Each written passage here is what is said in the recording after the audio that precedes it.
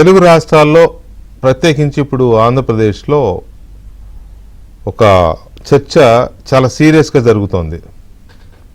ఇది నేను కొంతమంది వ్యక్తులకు సంబంధించి పెట్టిన చర్చ, డిబేట్ కాదు. ఎందుకంటే వ్యక్తులు వాళ్ళు చేసే తప్పులు, ఒప్పులు, మంచి చెడు, కేసులు, అరెస్టులు ఇవి జరుగుతూ ఉంటాయి. నేను వాటి జోలికి పోవడంలో, లేదా ఒక వ్యక్తిని పొగడ్డమో, తిట్టడమో, లేకపోతే టార్గెట్ చేయడమో, లేకపోతే ఆహా ఓహో అనడమో, దట్స్ నాట్ మై డ్యూటీ. ఇక్కడ ఇష్యూని మాత్రమే నేను తీసుకుంటే ఇవాళ ఇప్పుడు జరుగుతున్న చర్చ అంతా ఏంటి అంటే ప్రశ్నించడం తప్ప అని మాట్లాడుతున్నారు. అది సామాజిక సోషల్ వర్కర్స్ని కానీ, సామాజిక కార్యకర్తలు కానీ, లేకపోతే మీడియా వాళ్ళని కానీ, సోషల్ మీడియా వాళ్ళని కానీ, ఆర్ కొంచెం యాక్టివ్గా ఉండే యాక్టివిస్టులను కానీ, ఎవరైనా వీళ్ళందరూ అడుగుతున్న ఏంటంటే ప్రశ్నించడం తప్ప. వీళ్ళని దాటేసి వైఎస్ఆర్ కాంగ్రెస్ పార్టీ ఇంకెక్కువ క్వశ్చన్స్ రేజ్ చేస్తుంది. ప్రశ్నించడం తప్ప.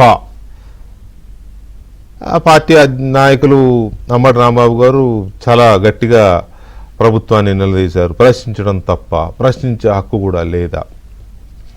ఇప్పుడు ఇవాళ నా ప్రోమో చూస్తే మీరు ఫస్ట్ లైన్ ప్రశ్నించడమే తప్ప అని వైసీపీ నేతలు ఎందుకు అంటున్నారు? ఇప్పుడు ప్రశ్నించడం తప్ప అంటున్న వైసీపీ నేతలు అంటే అది స్టేట్మెంట్, అది ప్రశ్న కాదు. ప్రశ్నించడమే తప్ప అంటున్న వైసీపీ నేతలు, ఇది స్టేట్మెంట్ లేదా ఇన్ఫర్మేషన్. ప్రశ్నించడమే తప్ప అని వైసీపీ నేతలు ఎందుకు అంటున్నారు అనేది ప్రశ్న. ఈ రెండిటి మీద నాకు హక్కు ఉంది. నాకే కాదు, ఈ దేశ పౌరుడికి, ఈ రాజ్యాంగంలో మన రాజ్యాంగం ప్రకారం కల్పించిన హక్కు ప్రకారం ప్రతి వాడికి ఇన్ఫర్మేషన్ కానీ, స్టేట్మెంట్ కానీ, క్వశ్చన్ కానీ ఏదైనా వేసే హక్కు ఉంది. కానీ ప్రశ్నించడమే తప్పంటావేంట్రా దొంగనా డాష్, ప్రశ్నించడమే తప్పంటావేంట్రా నీ అమ్మ డాష్, ప్రశ్నించొద్దారా నీ అయ్య డాష్ అని ఈ డాష్ పదాలతో, లా పదాలతో అంటారే, అది తప్పు, అది నేరం. ఇప్పుడు నేను ఈ సీట్లో కూర్చుని ఎన్ని ప్రశ్నలైనా వేయచ్చు. అసలు నా పనే అది కదా, నేను చేసే పనే అది కదా. ప్రశ్నిస్తేనే సమాధానం దొరుకుతుంది. నేను ఇక్కడ కూర్చున్నదే ప్రశ్నించడానికి. నేను ప్రశ్నిస్తేనే నా ప్యానెల్లో ఉన్న వాళ్ళు విశ్లేషిస్తారు లేదా సమాధానం చెప్తారు. ప్రశ్నించొద్దని ఎవరంటారు? ఇదే ప్రశ్న అడుగుతున్న, జస్ట్ ఆస్కింగ్ అంటూ ప్రశ్న అడుగుతున్న ప్రకాష్ రాజ్ గారు ఒక సినిమాలో శివారెడ్డిని చంపితే శివారెడ్డి చచ్చిపోతే ముఖ్యమంత్రి అవుతావు, చంపితే హంతకుడు అవుతావు కదా బాజిరెడ్డి, ఇంత చిన్న లాజిక్ ఎలా మిస్ అయ్యారు అని అడుగుతాడు ఇదే ప్రకాష్ రాజ్. మరి వీళ్ళందరూ ఈ చిన్న లాజిక్ ఎలా మిస్ అవుతున్నారో నాకు అర్థం కావట్లేదు. ఇప్పుడు మా విశ్లేషకులు అంటారు నా అర్థం కావట్లేదు అన్నారు మీరని. సో పాయింట్ ఏంటంటే ఇక్కడ ప్రశ్నించొద్దని ఎవరు అనరండి, ప్రశ్నించమనే అంటారు. అందుకనే రాజ్యాంగంలో దానికి ఒక ప్రత్యేకమైన హక్కును కల్పించారు. భావ ప్రకటన స్వేచ్ఛ, నిలదీసే స్వేచ్ఛ, ప్రశ్నించే స్వేచ్ఛ అన్నీ ఉన్నాయి. ప్రశ్నించండి, మీకు నోటికొచ్చిందని ప్రశ్నలు వేయండి. మీకున్న విద్వత్తును బేస్ చేసుకుని, మీకున్న సామాజిక అవగాహనను బేస్ చేసుకుని, సబ్జెక్టు మీద మీకున్న గ్రిప్ను బేస్ చేసుకుని, కమిట్మెంట్ ప్రజల తరపున మీరు ఎన్ని ప్రశ్నలైనా వేయండి, సమస్య లేదు. ప్రశ్నించొద్దని ఎవరైనా అంటే అది తప్పు. కానీ ప్రశ్నిస్తున్నా అనే పేరుతో కుట్రలు, కుతంత్రాలు, బూతులు, అమ్మలు, అక్కళ్ళు, చెల్లెళ్ళు, కూతుళ్ళు అని మాట్లాడారో అది నేరము. ఆ నేరము వివిధ సెక్షన్ల కింద శిక్షలుంటాయి. ఒకసారి బెయిలు దొరకవచ్చు, ఒకసారి బెయిలు దొరకకపోవచ్చు. అది మన గ్రహ స్థితిగతుల ఆధారంగా ఉంటుంది. ఎందుకంటే గ్రహాలను ఎందుకంటున్నానంటే బెయిల్ అనేది మ్యాజిస్ట్రేట్ లేదా జడ్జి గారి యొక్క డిస్క్రిమినేటరీ పవర్స్ అంటారు, విచక్షణాధికారం అనొచ్చు. వారికి ఉండే విచక్షణాధికారం, వారి అక్కడ ఉండే పరిస్థితిని బట్టి వాళ్ళు అప్పటికప్పుడు తీసుకోవచ్చు నిర్ణయం, బెయిల్ ఇవ్వాలా వద్దా అనేది. కాబట్టి బెయిల్ ఖచ్చితంగా వస్తుందని చెప్పలేం, ఖచ్చితంగా రాదని చెప్పలేం. అందుకే గ్రహాల స్థితిగతులు అన్నాను. సో ఇదంతా ఎందుకు అంటే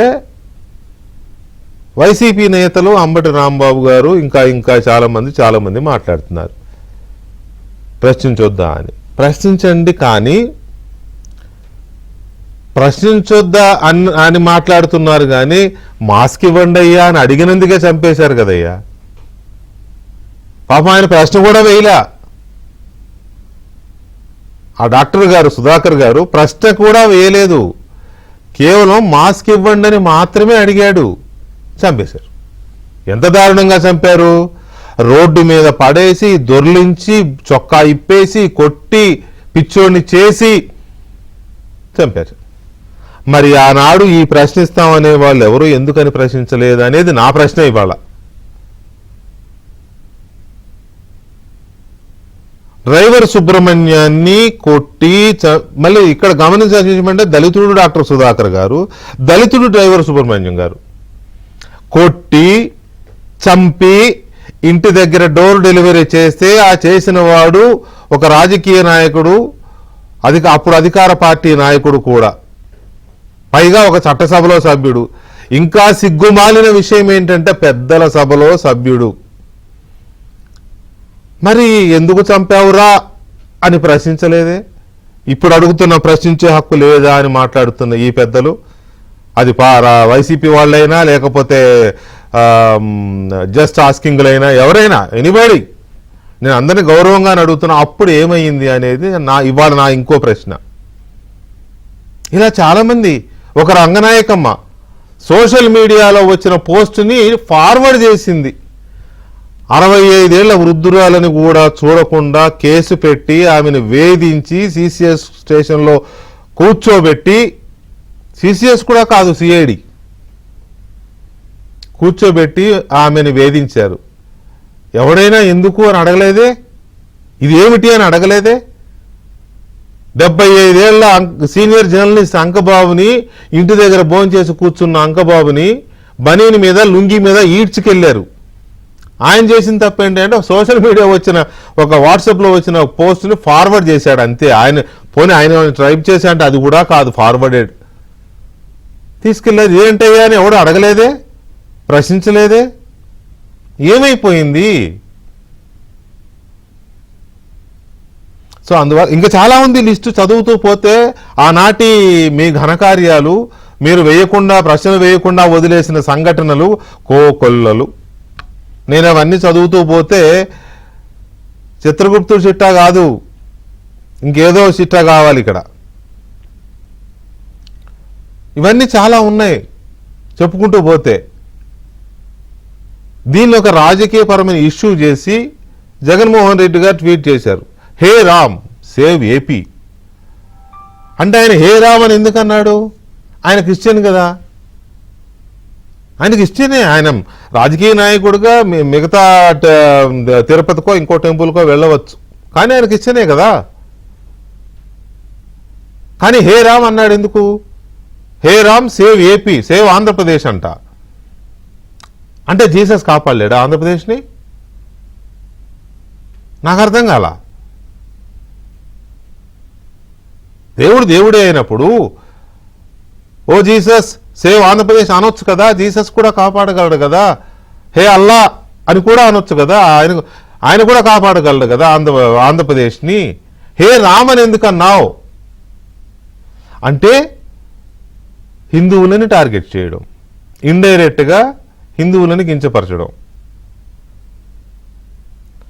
అందుకే ఇప్పుడు జనం అడుగుతున్నారు, హే జీసస్ సేవ్ ఫ్రమ్ జగన్ అంటున్నారు. నువ్వు సేవ్ ఏపీ అంటే సేవ్ ఫ్రమ్ జగన్ అని వాళ్ళు అంటున్నారు. ఇప్పుడు అదే స్లోగన్ అవుతోంది ఆంధ్రప్రదేశ్లో. ఇందాక సాయి కృష్ణ వాళ్ళ ఇంటికి వెళ్ళారు, అదే మొన్న లాకప్ డెత్ అయింది కదా, వాళ్ళు ఇంటికి వెళ్ళారు. అంబటి రాంబాబు గారు, తర్వాత వైసీపీ నేతలు చాలా మంది వెళ్ళారు. ఆవిడని మరొక్కసారి పరామర్శించారు. ఆ రోజు జగన్మోహన్ రెడ్డి గారు వెళ్ళిన రోజు బ్యాంకులు ఉన్నాయో లేవో నాకు గుర్తులేదు. ఉన్నాయండి ఆ రోజు బ్యాంకులు? ఉన్నాయా? మరి ఆ రోజు ఎందుకో డీడీ తీసుకోవడానికి తీరలేదు అనుకుంటా. ఇవాళ డీడీ తీసుకుని తాపీగా తీరిగ్గా రాజకీయం మన వైపు రాలేదు ఎంత చేసినా. ఆ పిల్లోడు కాపు కాబట్టి కాపు రాజకీయం చేద్దాం అనుకున్నారు. తర్వాత చంపిన సీఐ కూడా కాపు అని తెలిసేసరికి అయ్యో ఇదేదో బూమరాంగ్ అవుతుందని మరి అటు ఇటు తచ్చట్లాడారు. లేటుగా తాపీగా ఇవాళ ఒక 20 లక్షలు చెక్ తీసుకెళ్ళి ఇచ్చారు. నేను అనుకున్నా ముందు చెక్ బౌన్స్ అవుద్ది కదా, కానీ ఇందాక ఆయన మాట్లాడుతూ డీడీ అన్నారు. డీడీ అంటే బౌన్స్ అయ్యే అవకాశం లేదు, ఎందుకంటే ముందు డబ్బులు ఇస్తేనే బ్యాంకోడు డీడీ ఇస్తాడు. అందుకని బ్యాంకులు ఇవాళ ఉన్నాయి, ఆ రోజు లేవా జగన్మోహన్ రెడ్డి ఎన్నో రోజు, ఆ రోజు కూడా డీడీ తీసుకెళ్ళొచ్చుగా, లేదా చెక్ అని ఇవ్వచ్చు జగన్మోహన్ రెడ్డి గారు. మరి ఇవాళ డీడీ ఇచ్చారే, విజయవాడలో తుఫాన్లు వచ్చి అన్ని రోజుల పాటు జనం కొట్టుకుపోయారు, చాలా ఇబ్బంది లేదు. ₹1 కోటి ప్రకటించారు. మరి ఆ డీడీ కానీ ఆ చెక్కు కానీ ఎక్కడ పోయిందో నాకైతే తెలియదు, అది మీరు చూసుకోండి. ఏతావాత తేల్చింది ఏంటంటే ప్రశ్నించడము, ప్రశ్నించే పేరుతో ఇది చేయడము, నానా అల్లరి చేయడము, ఇవన్నీ చేస్తూ అల్టిమేట్ టార్గెట్ ఎవరయ్యా అంటే హిందువులే వీళ్ళ టార్గెట్. జగన్మోహన్ రెడ్డి హయాంలో వందల వేల ఆలయాల మీద దాడులు జరిగినా, వేలాది మంది హిందూ దేవుళ్ల విగ్రహాలకి అవమానం జరిగినా, ఇవాళ మాటల దాడి జరుగుతున్నా, భయంకరమైన దాడి, వాడు వీడు దేవుళ్ళని వాడు వీడు, ఎందుకంటే వెంకటకృష్ణ వాడు వీడు అంటే వాడు ఒక్కడే బాధపడతాడు, లేదా సత్యమూర్తిని వాడు వీడు అంటే ఆయన ఒక్కడే బాధపడతాడు, చంద్రబాబుని వాడు వీడు అంటే మహా అయితే ఆయన పార్టీ వాళ్ళు ఎవరో బాధపడతారు. అదే వెంకటేశ్వర స్వామినో శివుణ్ణో విష్ణువునో లేకపోతే కనకదుర్గ మాతనో ఎవరినో వాడు వీడు అది ఇదంటే మొత్తం హిందూ సమాజం బాధపడుతుంది. బాధపడి భయపడి ఇంకా చాలా రకాల ఎమోషన్స్ రెచ్చిపోయి ఒక రకమైన అల్లకల్లోలం వస్తుంది. ఆ అల్లకల్లోలం నుంచి మనకు కావలసిన రాజకీయాన్ని మనం పిండుకోవచ్చు. ఇది అల్టిమేట్ కుట్ర. గమనించండి, ఇది దీంట్లో చాలా కాన్స్పిరసీ ఉంది. అయితే సెంటిమెంట్ రాజకీయాలు, లేకపోతే ఎమోషనల్ పాలిటిక్స్, లేదా బ్లాక్మెయిలింగ్ పాలిటిక్స్, ఇవే వీళ్ళకి తెలిసినవి ఇవే. ఇది ఒక లవ్ జిహాద్ లాంటిది, ఒక జిహాద్ లాంటిది. కానీ ఇక్కడ చేస్తున్నది ముస్లిమ్స్ కాదు, పొలిటీషియన్స్. ఇది ఒక పొలిటికల్ టెర్రరిజం. ఈ దేశంలో మెజారిటీ వర్గాన్ని అభద్రతకు గురి చేసి రెచ్చగొట్టి వాళ్ళలో ఒక రకమైన అన్రెస్ట్ క్రియేట్ చేసి వాళ్ళలో వచ్చే ఆవేశాన్ని ఉపయోగించుకొని అల్పవర్గాలు మైనారిటీల మధ్య దాడులు జరిగితే దాంట్లోంచి రాజకీయాన్ని పిండుకొని చేసే ఒక రాజకీయ పన్నాగం. ఈ కుట్రని అర్థం చేసుకోవాల్సిన అవసరం ఉంది, ఈ కుట్రని విశ్లేషించాల్సిన అవసరం ఉంది, ఈ కుట్రని చర్చించాల్సిన అవసరం కూడా ఉంది. ఇది ఒక వ్యక్తి మీద కేసులో, లేకపోతే 2 వ్యక్తుల మీద కేసులో, 10 మంది మీద కేసులో కాదు. ఇది మొత్తం సమాజం మీద జరుగుతున్న ఒక బలమైన భయంకరమైన కుట్ర. దీని వెనుక చాలా పెద్ద పెద్ద హస్తాలున్నాయని కూడా మనం నమ్మొచ్చు. దీని మీద చర్చలో మనతో సీనియర్ జర్నలిస్ట్ సత్యమూర్తి గారు, అలాగే హిందూ సంఘాల నాయకులు శ్రీరామ్ గారు, అండ్ సామాజిక సంక్షేమ మండలి ఆంధ్రప్రదేశ్ చైర్మన్ పోతుల బాలకోటయ్య గారు, అండ్ తెలుగుదేశం పార్టీ అధికార ప్రతినిధి విద్యాసాగర్ గారు మనతో చర్చలో పాల్గొంటున్నారు. ముందుగా సత్యమూర్తి గారు, స్ట్రైట్ అవే ప్రశ్నించడమే తప్ప అని మాట్లాడుతున్న వైసీపీ నేతలకు కానీ, ప్రశ్నించే హక్కు లేదా అని మాట్లాడే అంబటి రాంబాబు గారు, అంటే ఆయన ఒక్కడు నేను అంట్లా, ఆయన మాట్లాడే పేరు తీసుకుంటే అలాంటి వాళ్ళకి కానీ మీరు ఇచ్చే సమాధానం కానీ విశ్లేషణ కానీ? ప్రశ్నించవచ్చు కానీ కుట్రలు చేయకూడదు. కుట్రలు కూడా ఒక పెద్ద, అంటే ఒక పెద్ద నేరాన్ని చెయ్యటానికి కుట్ర పనటం. ఆ పెద్ద నేరం ఏంటి అంటే సమాజంలో ఉన్న సమతుల్యతను దెబ్బతీయటం, సామరస్యాన్ని, ఒక కులాన్ని అడ్డం పెట్టుకొని కొంతమంది, మతాన్ని అడ్డం పెట్టుకొని కొంతమంది డిస్టర్బ్ చేసి సమాజం మొత్తంలో అంటే ట్రాంక్విలిటీని దెబ్బతీసే కార్యక్రమానికి వీళ్ళందరూ పెద్ద పెద్ద వాళ్ళందరూ చేతులు కలపటం. పెద్ద పెద్ద వాళ్ళంటే ప్రకాష్ రాజు లాంటి వాళ్ళు, ఆయన సినిమా యాక్టరు, ఆయనకి కొంత ఇన్ఫ్లుయెన్స్ ఉంటుంది.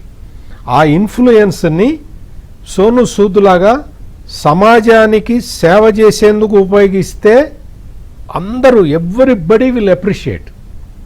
కరోనా టైంలో సోను సూద్ చేసిన పనికి సర్వీస్ దేశం మొత్తం ఆయన ముందు మోకరిల్లింది. నానా పటేకర్ కూడా, నానా పటేకర్. అంటే నువ్వేం చేస్తున్నావు? ఈ ప్రకాష్ రాజ్ ఏం చేస్తున్నాడు? చండాలం చేస్తారు. ప్రకాష్ రాజ్ ఏం చేస్తున్నాడు? Just asking. He will ask only Modi. మరి మిగిలిన వాళ్ళని అడగవా? జస్ట్ ఆస్కింగ్ అన్న ట్యాగ్ పెట్టుకొని వీళ్ళందరూ ఇప్పుడు మామూలుగా మొన్న ఈ బచ్చలకూర జోసెఫ్కి సంబంధించిన ఆడియో ఒకటి బయటకు వస్తే ప్రకాష్ రాజును బచ్చలకూర జోసెఫ్ మాట్లాడారంటే నేను నిజంగా నమ్మలా ముందర. లేదు ప్రకాష్ రాజు ఇట్లా చేస్తాడా, ఇతనితో అతనికి ఎందుకు సంబంధం ఉంటుంది అని నేనేం నమ్మలేదు. ఆ తర్వాత ప్రకాష్ రాజు వచ్చి దానికి వివరణ ఇచ్చాడు. మాట్లాడితే తప్పేంటి అంటారు. అంటే నువ్వు మాట్లాడావు, నువ్వు బచ్చలకూర జోసెఫ్ తోటి నువ్వు మాట్లాడావు. నువ్వెవరు? నువ్వు పెద్ద యాక్టర్వి, నీకు 4 సార్లు 5 సార్లు నాకు ఉత్తమ నటుడు వచ్చిందని చెప్పి నువ్వు గర్వంగా ప్రకటించుకున్న వ్యక్తివి. ఈ బచ్చలకూర జోసెఫ్ తోటి నీకేంటి ఈక్వేషన్? ఇద్దరు కలిసి స్క్రిప్ట్ తయారు చేసుకుని మీ ఇద్దరికి జగన్మోహన్ రెడ్డి తోటి ఏంటి బంధుత్వం? ఏంటి? బచ్చలకూర జోసెఫ్ అనే వ్యక్తి, అతను వాళ్ళ తండ్రి బచ్చలకూర డానియల్. వాళ్ళ ఆవిడ ఈ రోజున ఒక స్టేట్మెంట్ రిలీజ్ చేస్తుంది. సంతకం మరి ఆమెదో కాదో నాకు తెలియదు, వీడియో ఉంది కదా, ఆమె వీడియో కూడా ఉంది. ఈ బచ్చలకూర జోసెఫ్ చౌదరి అంటుంది. అంటే కమ్మ కులానికి సంబంధించిన వ్యక్తి అంటుంది. మరి కమ్మ కులంలో బచ్చలకూర వాళ్ళ నాన్న పేరు బచ్చలకూర డానియల్ అని ఉంటుందా? నాకైతే తెలియదు. ఇతను ఇంకొకటి ఏంటంటే, ఇంకో కుట్ర, పెద్ద కుట్ర ఏంటి అంటే, ఇతని పేరు బచ్చలకూర జోసెఫ్ అయితే నువ్వు రావణని ఎందుకు పెట్టుకుంటున్నావు? అంటే రాముణ్ణి హెకిల్ చేయటానికి, హిందువుల్ని హెకిల్ చేయటానికి పెట్టుకుంటున్నావా? రావణ ఏంటి? నువ్వు ఇంకా నీ మతానికి సంబంధించిన ఏదైనా పెట్టుకు. అతను చెప్తాడు, ఇంకోటి చెప్తాడు, నేను ఈ ధర్మానికి, ఈ హిందూ ధర్మానికి వ్యతిరేకం, నేను దేవుడు చెప్తే బాగానే ఉండు చెప్తున్నా. అంటే నేను ఆ భాష నేను వాడలేను కదా, ఆ భాషలో నేను మాట్లాడలేను కదా. నేను ఈ రాముడికి వ్యతిరేకం, లేకపోతే మతానికి వ్యతిరేకం, నేను నాస్తికుడిని అంటాడు. నువ్వు నాస్తికుడు అయితే నీ మతంలో, అంటే నువ్వు పుట్టిన మతంలో, నువ్వు ప్రాపగేట్ చేస్తున్న మతంలో నువ్వు నాస్తికుడిలాగా ప్రవర్తించు. ఆ మతంలో ప్రవర్తించు. నువ్వు నాస్తికుడివి, దేవుణ్ణి నమ్మవు, నాస్తికుడిలాగానే ఉండు, నాస్తికుడిలాగా ఉండు. నువ్వు యేసుక్రీస్తు ఆస్తికుల్ని కించపరచుకో. ఎగ్జాక్ట్లీ. నువ్వు వేరే మతంలో, వేరే మతానికి సంబంధించిన వాళ్ళని కించపరుస్తూ ఉన్నావు. ఇది తప్పు. ఇది ప్రశ్నించటం కాదు. నీకు సపోర్ట్ ఎవరు? నిన్ను అరెస్ట్ చేయంగానే, మీరు ఒకసారి బెయిల్ రాగానే న్యాయం గెలిచిందా, న్యాయం గెలిచింది అని చెప్పావా? రెండో కేసు పెట్టి మళ్ళీ అరెస్ట్ చేయంగానే రెండో కేసు పెట్టారు, మూడో కేసు పెట్టారు, నాలుగో కేసు పెట్టారు. అయినా 4 కేసుల్లో మాకు బెయిల్ వచ్చింది. మరి 5వ కేసులో రాలేదే? జగన్మోహన్ రెడ్డి గారి మీద 30 కేసులు ఉన్నాయి. ఈ బచ్చలకూర జోసెఫ్ కి 5వ కేసులో బెయిల్ రాలేదే? అంటే నీవు ఒక 2 మతాల మధ్య తగాదా పెట్టాలని చూసే నీకేని తెలివితేటలుంటే సమాజాన్ని కాపాడాల్సిన పోలీసులకి తెలివితేటలు ఉండవా? రైట్. ఒక్కసారి బాలకోటే గారిని అడుగుతాను. బాలకోటే గారు నమస్కారం. నమస్తే సార్. ఒకటి స్ట్రైట్ అండి, ఇప్పుడు ఈ పరిణామాలన్నీ ప్రశ్నించడం మీదే జరుగుతున్నట్టుగా, ప్రశ్నించే హక్కుని కాలరాస్తున్నట్టుగా వైసీపీ లేదా వైసీపీ తాబేదారులో, వైసీపీ మద్దతుదారులో, సానుభూతిపరులో ఎవరో మొత్తం మీద వైసీపీ కోటరీ ఇదంతా ప్రశ్నించడం, గొంతు నొక్కేడు మీద జరుగుతున్న ఒక ఇదన్నట్టుగా ఒక పిక్చరైజ్ చేస్తున్నారు కదా. ఈ ప్రశ్నించే దీని మీదే జరుగుతోందా ఇదంతా? ఈ మాట్లాడుతున్న వాళ్ళకి మీరేం చెప్తారు? వెంకటేష్ గారు నమస్తే. నమస్తే. సత్యమూర్తి గారికి, శ్రీరామ్ గారికి, అలాగే గుట్టిపాటి గారికి నమస్కారాలు. వెంకటకృష్ణ గారు, ఈ దేశం అంటే గౌరవం ఉండాలి. ఈ దేశంలో ఉన్న రాజ్యాంగం మీద గౌరవం ఉండాలి. ఈ రాష్ట్రం మీద గౌరవం ఉండాలి. ఈ రాష్ట్రంలో చట్టాల మీద గౌరవం ఉండాలి. పోలీసుల మీద గౌరవం ఉండాలి. ప్రశ్నించటం తప్ప అని అడగడం లేదు వాళ్ళు. దూషిస్తే తప్ప అని అడుగుతున్నారు. దూషిస్తే తప్పేంటి అని అడుగుతున్నారు. తిడితే తప్పేంటి అని అడుగుతున్నారు. నీ నాలుక కోసి వాడి చేతిలో పెడతా, వాడి నాలుక కోసి వీడి చేతిలో పెడతానంటే తప్పేంటి అంటున్నారు. మీరేం పీక్కుంటారు అని అంటున్నారు, ఏం పగలదేస్తారు అని అంటున్నారు. ఇది వాళ్ళు అంటుంది, ప్రశ్నించటాన్ని కాదు వాళ్ళు అనేది. ప్రశ్న వెనక వీళ్ళు అంటున్న మాట లేదు. నేను ఒక మాటే చెప్తానండి, ఇందాక వార్తల్లో విన్నాను, పాకిస్తాన్లో పెహల్గాం ఉగ్రవాదుల దాడిలో ఈరోజు దర్యాప్తు జరుగుతుందంటే ఆ దర్యాప్తు వెనక లష్కరే తోయిబా మాస్టర్ మైండ్ ఉందంట. ఆంధ్రప్రదేశ్లో వైఎస్ఆర్సీపీ కాంగ్రెస్ పార్టీ ఒక లష్కరే తోయిబా, నేను అనక తప్పదు. దీని వెనక ఒక మాస్టర్ మైండ్ ఉంది. అది హిందువుల మీద దాడి చేయటంలో ఉంది, క్రిస్టియన్ల మీద దాడి చేయటంలో ఉంది, ముస్లింల మీద దాడి చేయటంలో ఉంది. వీళ్ళు మతాలను గౌరవించే వ్యక్తులు కాదు, దేవుళ్ళని గౌరవించే వ్యక్తులు కాదు. వీళ్ళ గొంతెమ్మ కోరికలో, వీళ్ళ రాజకీయ ప్రయోజనాలు లేదా మాస్టర్ మైండ్ను అమలు జరపడమే వీళ్ళ కోరిక. నేను ఒక మాట చెప్తాను, వెంకటకృష్ణ గారు బహుజన కులాల ప్రతినిధులు కాబట్టి, అంబేద్కర్ బొమ్మ పట్టుకున్న ప్రతివాడు అంబేద్కరిస్ట్ కాదు. ఈ రాష్ట్రంలో బహుజన కులాలందరూ కూడా వినాలి, ముఖ్యంగా దళితులు వినాలి. అంబేద్కర్ బొమ్మ పట్టుకున్నవాడు అంబేద్కర్ వాది కాదు, అంబేద్కరిస్ట్ కాదు. జై భీమ్ అన్న ప్రతివాడు దళిత నాయకుడు కాదు. ఈ రోజున ఆయా సామాజిక కులాలు, ఆయా సామాజిక మతాల హక్కుల గురించి మాట్లాడటం వేరు.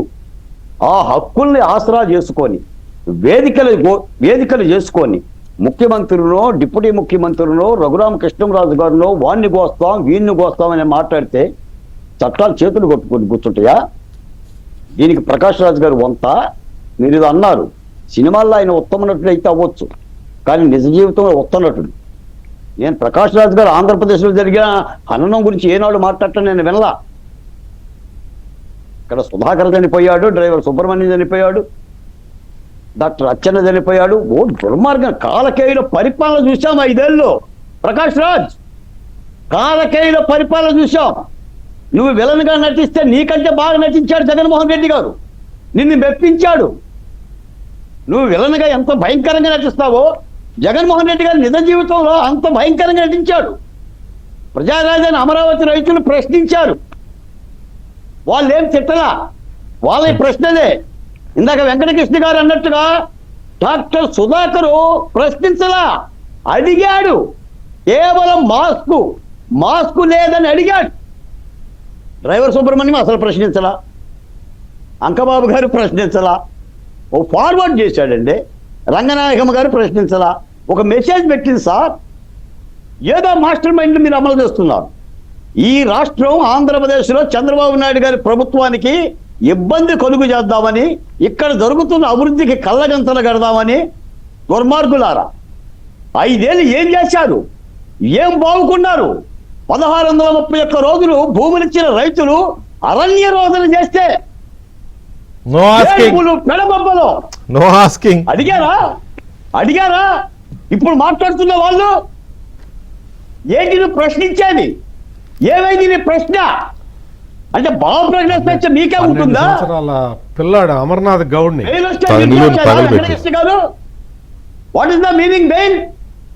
బెయిల్ అంటే జైలుకు ఉపశమనం మాత్రమే, నువ్వు నిర్దోషమని అర్థం కాదు. బెయిల్ వస్తే తిట్టి, మళ్ళీ బెయిల్ వస్తే తిట్టి అంటే చట్టం అంటే అలసైపోయిందా? చట్టం అంటే హేళన అయిపోయిందా?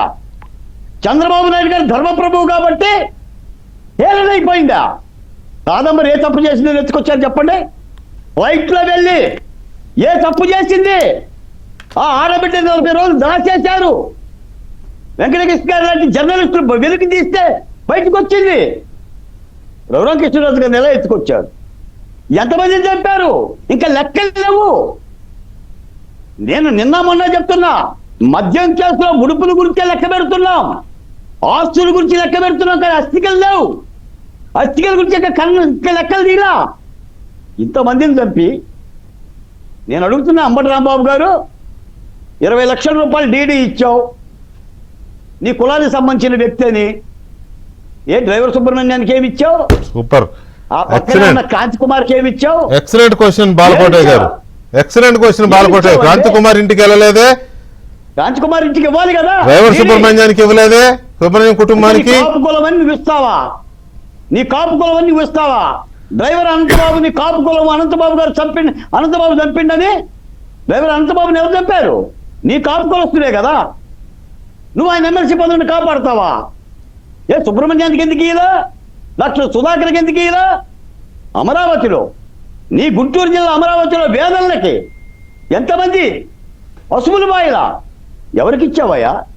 నీ ప్రాంతమే కదా అమర్నాథ్ గౌడ్, 10 ఏళ్ల పసిపిల్లాడు, పెట్రోల్ పోస్తే నువ్వు పరామర్శించావా? ఇదే పనా? ఎన్నిసార్లు పరామర్శిస్తావు? ఈ రోజున ప్రభుత్వం దమ్ముగా ఒక సిఐని అరెస్ట్ చేయించింది, ఓ సిట్ వేసింది, చార్జ్ షీట్ వేసింది, జైల్లో పెట్టింది. నాగరాజు అనే సిఐని జైల్లో పెట్టింది. ఏనాడని మీరు ఒక సిట్ వేశారా? ఒక విచారణ చేశారా? సిట్టా డ్రైవర్ సుబ్రహ్మణ్యాన్ని చంపేసిన ఎమ్మెల్సీ అనంతబాబుని పక్కన పెట్టుకొని తిరుగుతున్నారు. ఇంకా పార్టీలోంచి సస్పెండ్ చేయలేదు, ఎమ్మెల్సీ పదవి చేయలేదు. జైలుకి వెళ్ళి జగన్మోహన్ రెడ్డి గారు పక్కన తిరుగుతున్నాడు. వెంకటకృష్ణ గారు, నాకు ఇప్పుడే తాజాగా విశాఖపట్నం కలెక్టర్ దగ్గర నుంచి నాకు లెటర్ వచ్చింది నా బోర్డుకి. డాక్టర్ సుధాకర్ కుటుంబానికి ఎంతో కొంత న్యాయం చేయాలని నేను ముఖ్యమంత్రి గారికి అర్జీ ఇస్తే, ఆ అర్జీ మేర ఏం న్యాయం చేశామని ముఖ్యమంత్రి సీఎం కార్యాలయం అడిగితే ఆయన ఏం చెప్పాడు తెలుసా? డాక్టర్ సుధాకర్ సంఘటన మీద ఎవరి మీద కూడా ఎలాంటి ఎస్సీ ఎస్టీ కేసు కట్టలేదంట. మరి అది నేను కట్టాలనుకున్నా. అయ్యో కేసు లేదు సార్. మీకు తెలియదా? మీకు తెలియదా? మీరు ఎలాగండి బాలకోటే గారు అంత పెద్ద పోస్ట్ లో ఉన్నారు, మీరు ఎస్సీలకు ద్రోహం చేస్తే కాదండి, ఈ వైసీపీ కానీ లేకపోతే వారికి వంతపాడే వాళ్ళు కానీ ఎస్సీలకు ద్రోహం చేస్తే, ఎస్సీలను చంపితే, ఎస్సీలను కొడితే ఎస్సీ ఎస్టీ కేసు పెట్టరు, ఎస్సీల మీదే ఎస్సీ ఎస్టీ కేసు పెడతారు. ఇప్పుడు నో ఎస్సీ ఎస్టీ కేసు అని సో నష్టపరిహారం నాట్ అప్లికెంట్ అని రాస్తున్నారు. అంతే కదా, ఇంప్లిమెంటేషన్ అవ్వదంటున్నాడు. అంతే కదా.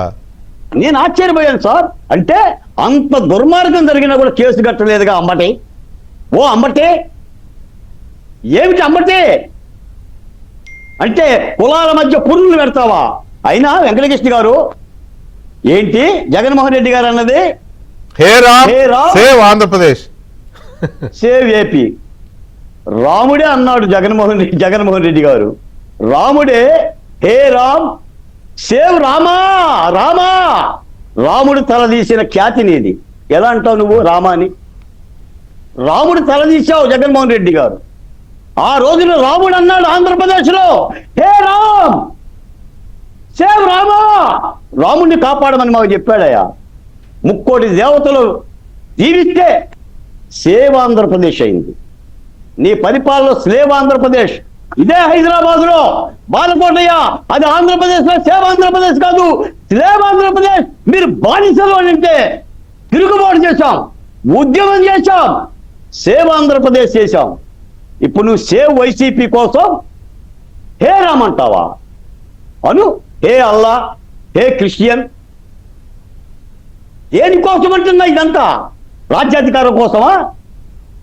నువ్వు చేసిన పరిపాలన కోసమా? ఎవరున్నారు నీ పక్కన? నీ పక్కన మీ అమ్మగారు లేదయ్యా, మీ చెల్లి గారు లేదు, మీ బాబాయ్ గారికి నువ్వు న్యాయం చేయాలా? ఈ రాష్ట్రానికి ఏం చేస్తావు? Please tell me. నీ బాబాయ్ హత్య కేసుకి న్యాయం చేయ నువ్వు. నీ జిరాల్షేప్, నీ నాన్నగారు తోడబుట్టిన తమ్ముడయ్యా, తోడబుట్టినడు. మీ నాన్న చనుబాలు దాగిన వివేకానంద రెడ్డి అయ్యా. నీ వెనక చనుబాలు దాగిన చెల్లికి దిక్కు లేదు, మీ నాన్న వెనక చనుబాలు దాగిన వివేకానంద రెడ్డికి దిక్కు లేదు, సునీతారెడ్డికి దిక్కు లేదు. ఏ రాష్ట్రాన్ని పాలిస్తావు? దేని సేవ చేస్తావు? ఈ రోజున రాష్ట్రం పచ్చపచ్చగా ఉంటే నీకు రాజధాని అంటే అర్థం కాలేదు కదయ్యా. వాట్ ఇస్ ద రాజధాని? ఏంటమ్మా రైట్ ఒక్క నిమిషం బాలకోటే గారు. ఈ హే రామ్ సేవ్ ఆంధ్రప్రదేశ్ అని జగన్మోహన్ రెడ్డి ఎత్తుకున్న ఈ నినాదానికి కారణం ఏంటి? ఈ సేవ్ ఆంధ్రప్రదేశ్ అంటే ఎవరి నుంచి సేవ్ చేయాలనేది కూడా మనం కొంచెం డీప్గానే చర్చిద్దాం ఇవాళ. తర్వాత ఇప్పుడు జరుగుతున్నదంతా ప్రశ్నించడం పైన జరుగుతున్న చర్చ, అంటే మన దగ్గర కాదు సమాజంలో, లేదా కేసులు కానీ ఇవన్నీ ప్రశ్నించినందుకు కేసులు పెడుతున్నారా, లేకపోతే ప్రశ్నించినందుకు అరెస్టులు జరుగుతున్నాయా, లేక ఇంకేదైనా కారణం ఉందా? అది కూడా క్లారిటీ రావాలి. లేకపోతే అయ్యయ్యో ప్రశ్నించే గొంతు పిసికేస్తున్నారు, అయ్యయ్యో ప్రశ్నించే హక్కుని నలిపేస్తున్నారు. ఇది ఎస్టాబ్లిష్ చేసే ప్రయత్నం జరుగుతుంది. నిజంగా అదేనా మాట్లాడదాం. విద్యాసాగర్ గారు నమస్కారం. ఇప్పుడు జరుగుతున్నది ప్రశ్నించే గొంతుకల మీద ప్రశ్నించే హక్కుని కాలరాయడానికి కోసము పెడుతున్న కేసులు, జరుగుతున్న అరెస్టులు ఇవి, లేకపోతే వీటి మీదనే ఉందా ప్రభుత్వం యొక్క చూపంతా, లేక ఇంకేదన్నా ఇష్యూ ఉందా అసలు? Sir good evening sir. మీకు అట్లాగే ప్యానల్ మిగతా పెద్దలందరూ కూడా నమస్కారం. Good evening sir. నాకు ఒకటి అంటే మనము ఈ 2 సంవత్సరాల కాలంలో, తెలుగుదేశం కూటమి ప్రభుత్వం వచ్చిన 2 సంవత్సరాల కాలంలో అత్యధికంగా వినపడుతున్నటువంటి పేరు, అవసరమైన చోట అనవసరమైన చోట వినపడుతున్న పేరు డాక్టర్ బిఆర్ అంబేద్కర్ గారి గురించి.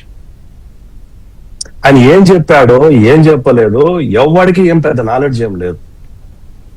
నేను కొంతమంది అదే పనిగా వచ్చి అనవసరంగా ఈ పెద్ద ఆయన్ను మహానుభావుడిని తీసుకొని వచ్చి పేరు తీసుకొస్తుంటే అసలు ఈయన ఏం చెప్పాడు అని నేను నా కథ నా మాటలోనే ఆయన రచించినటువంటి బుక్ నేను చదివా, తెప్పించుకున్నాను నేను అదే పని. ఇందులో ఉన్న విషయాల మీద మాట్లాడితే ఇప్పుడు మాట్లాడుతున్నాడు ఎవడైతే ఉన్నాడో వాళ్ళందరూ నవరంధ్రాలు మూసుకోవాలి. దీంట్లో ఉన్నది ఇది ఒరిజినల్. ఆయన భావ వ్యక్తీకరణ చేసినటువంటి ఆయన కథా సుంపట్టేది, ఆయన మాటలు. ఒక్కొక్కడు నవరంధ్రాలు మూసుకోవాలి ఆయన చెప్పిన విషయాల మీద. 2వ బుక్ ధ్యాస విముక్తి మత మార్పిడి, ఆయనదే. ఎవరు రిలీజ్ చేశారు బుక్ అంటే Hyderabad book trust centre for Dalit studies. ఇది ఆయన రచనలే, ఈ బుక్కులన్నీ ఆయన రచనలు. నేను తెప్పించుకున్నా అదే పనిగా. అంబేద్కర్ గారు అసలు ఏం చెప్పారు, ఏం మాట్లాడారు, ఆయన భావజాలం ఏంటి, ఇవన్నీ కూడా ఆయన బుక్కులే. ఈ బుక్కులు బహుశా నేను చదవాల్సిన అవసరం లేదు అని నేను అనుకోవట్లే. నేను ఎందుకు తెలుసుకోవాలంటే వీళ్ళ వల్ల నేను ఆయన భావజాలం ఏందో తెలుసుకున్నా. ఈ బుక్కులు అన్నిటిలో కూడా, ప్రతి బుక్కులో కూడా ఆయన భావజాలాన్ని. ఎక్కడ కూడా వీళ్ళు మాట్లాడుతున్నటువంటి బోగస్ మాటలు, వీళ్ళు చెబుతున్నటువంటి అబద్ధ మాటలు, అంబేద్కర్ గారి పేరు చెప్పి ఆయన ఎప్పుడు ఏం చెప్పాడో ఎక్కడ చెప్పాడో వాళ్ళకి తప్ప ఎవరికి అంబేద్కర్ గారి గురించి కూడా తెలియదు, ఆయన కూడా తెలియదు. ఆయన ఏ రోజు కూడా వీళ్ళు చెప్పిన మాటల్ని ఆయన ఏ బుక్ లో, ఆయన రచనల్లో ఏ బుక్కుల్లో కూడా ఒక్క బుక్కులో, ఒక పేజీలో, ఒక లైన్ లో కూడా లేదు. మాటకొస్తే అంబేద్కర్ భావజాలం, అరే పిచ్చిమండా కొడుకలరా, ఇది భావజాలం అంటే ఆయన రచన. కంట్రోల్ ఇది ఆయన భావజాలం. ఒకసారి బుక్కులు చదవండి, చదవకపోతే ఇప్పుడైనా చదవండి కనీసం. ఎందుకు ఆ మహానుభావుడు గురించి రోజు తీసుకొని వచ్చేస్తారు? రాజ్యాంగ పరిరక్షణ నిజంగా ఎంత ఆశ్చర్యకరం అంటే, అతనెవరో ఇప్పుడు పెట్టుకున్నారు కదా, అరెస్ట్ చేశారు కదా, అతన్ని ఆథరైజ్ చేస్తా అతను ఏమంటాడంటే ఒక ఇంటర్వ్యూలో, నేను దేశభక్తి లేదు, నేను దేశభక్తుడిని కాదు, దాన్ని సపోర్ట్ చేస్తా ఇంకో మనిషి, పెద్ద మనిషి, ఆయన వకాలతో పుచ్చుకొని ఒక కేసులు చేస్తున్న పెద్ద మనిషి, పాకిస్తాన్ ఉగ్రవాది కసబ్ కూడా మన హక్కులు ఉన్నాయి కదా అంటే లాస్ట్ ఉరి తీశారు ఆయన్ని, వాడిని ఉరి తీశారు. మరి అదే చేద్దామా? ఇది గొప్ప దేశం కాబట్టి గొప్ప దేశంలో ఉన్న హక్కులు అదే ఇంకో దేశంలోకి వెళ్ళమను, అక్కడ అడగమని హక్కుల గురించి. కాల్చి పడేస్తాం వాళ్ళకి భారతదేశం గొప్పతనం అర్థం కావట్లా. ఇదంటే బ్యూటీ ఆఫ్ ది డెమోక్రసీ అంటే ఆ పెద్ద మనిషి ఇండియన్ డెమోక్రసీ తట్టు. కాబట్టి ఇండియన్ డెమోక్రసీ గురించి నువ్వు అంత గొప్పగా తెలుసుకున్నప్పుడు కాబట్టే వాడు ఇంతవరకు భూమి మీద ఉన్నాడు. నేను దేశభక్తుడి కాదు, ఈ దేశం అంటే నాకు ప్రేమ లేదన్నవాడిని ఏం చేయాలా? మనం కాల్చి అవతల పడేయాలా, జైల్లో కాదండి, కాల్చి అవతల పడేయాలా. వాడు ప్రశ్నిస్తాడంట, ఎవరిని, దేన్ని, ఎందుకు అంటే deep state politics. Deep state అనేది చాలా మందికి తెలియదు అనుకుంటా, రాష్ట్రం చాలా మందికి తెలియదు what is the deep state అనేది. డీప్ స్టేట్ పాలిటిక్స్ లో భాగం వీళ్ళంతా కూడా, బయట నుంచి వచ్చే విరాళాలతో బతికే చేతగాని దద్దమ్మలు వీళ్ళంతా కూడా. అంబేద్కర్ గారిని అడ్డం పెట్టుకొని మాట్లాడేటువంటి ఒక పేటిఎం బ్యాచ్ లాగా తయారు. దీంతో వాడొకడు తయారైనాడు పనికి మాలోడు. ఇది ఉమర్ ఫారూక్, వాడికి సుప్రీంకోర్టు ఉపా కేసులో బెయిల్ ఇవ్వడానికి నిరాకరించింది. మన రీసెంట్ గానే 3 రోజులు వాళ్ళ అమ్మకి ఆరోగ్యం బాగాలేకపోతే 3 రోజులకి ఏమో ఇచ్చినట్టున్నారు. పెరోల్ ఇచ్చారు. ఆ ఉమర్ ఫారూక్ అనే వాడి గురించి ఈ దేశం నుంచి పోయిన ఒక వ్యక్తి ఉంది, అమెరికాలో పెళ్లి చేసుకునేది. ఆమె పుట్టిన కొడుకు ఈ రోజు వాషింగ్టన్ కో ఎక్కడో మేయర్. వాడు భారత ప్రధానమంత్రికి ఉత్తరం రాస్తాడు ఏమని, ఉమర్ ఫారూక్ వదిలిపెట్టాలని. వాడే దేశ ద్రోహి కింద ఉపా కేసులో జైల్లో ఉంటే సుప్రీంకోర్టు వాళ్ళు ఎన్ని పెట్టుకున్నా కూడా వీడు దేశద్రోహి, వీడు జైల్లోనే ఉండాలని చెప్పింది. వాడికి మద్దతు అంట ఈ ప్రకాష్ రాజ్ అనేటోడు. అంటే ఫ్యూచర్ ఆఫ్ ది కంట్రీ అంట. ఏమన్నారు? Future of the country. చదువుకున్నవాడు. మీ తటోళ్ళంతా ఏమన్నా రోడ్ల మీద తిరిగేటోడా? మేమంతా ఏం చదువుకున్నాలా? నువ్వు చదువుకోలే, వాడోడే చదువుకున్నాడా? తుకుడే బ్యాచ్ కా సపోర్ట్ ఇదంతా కూడా. చూడండి మీరు కాబట్టి చూడండి వెంకటకృష్ణ గారు, ఒక కన్సెంట్ బ్యాచ్ మాత్రమే, ఒక కన్సెంట్ బ్యాచ్, వేరే వాళ్ళు ఎవరు ఇక్కడ లేదు.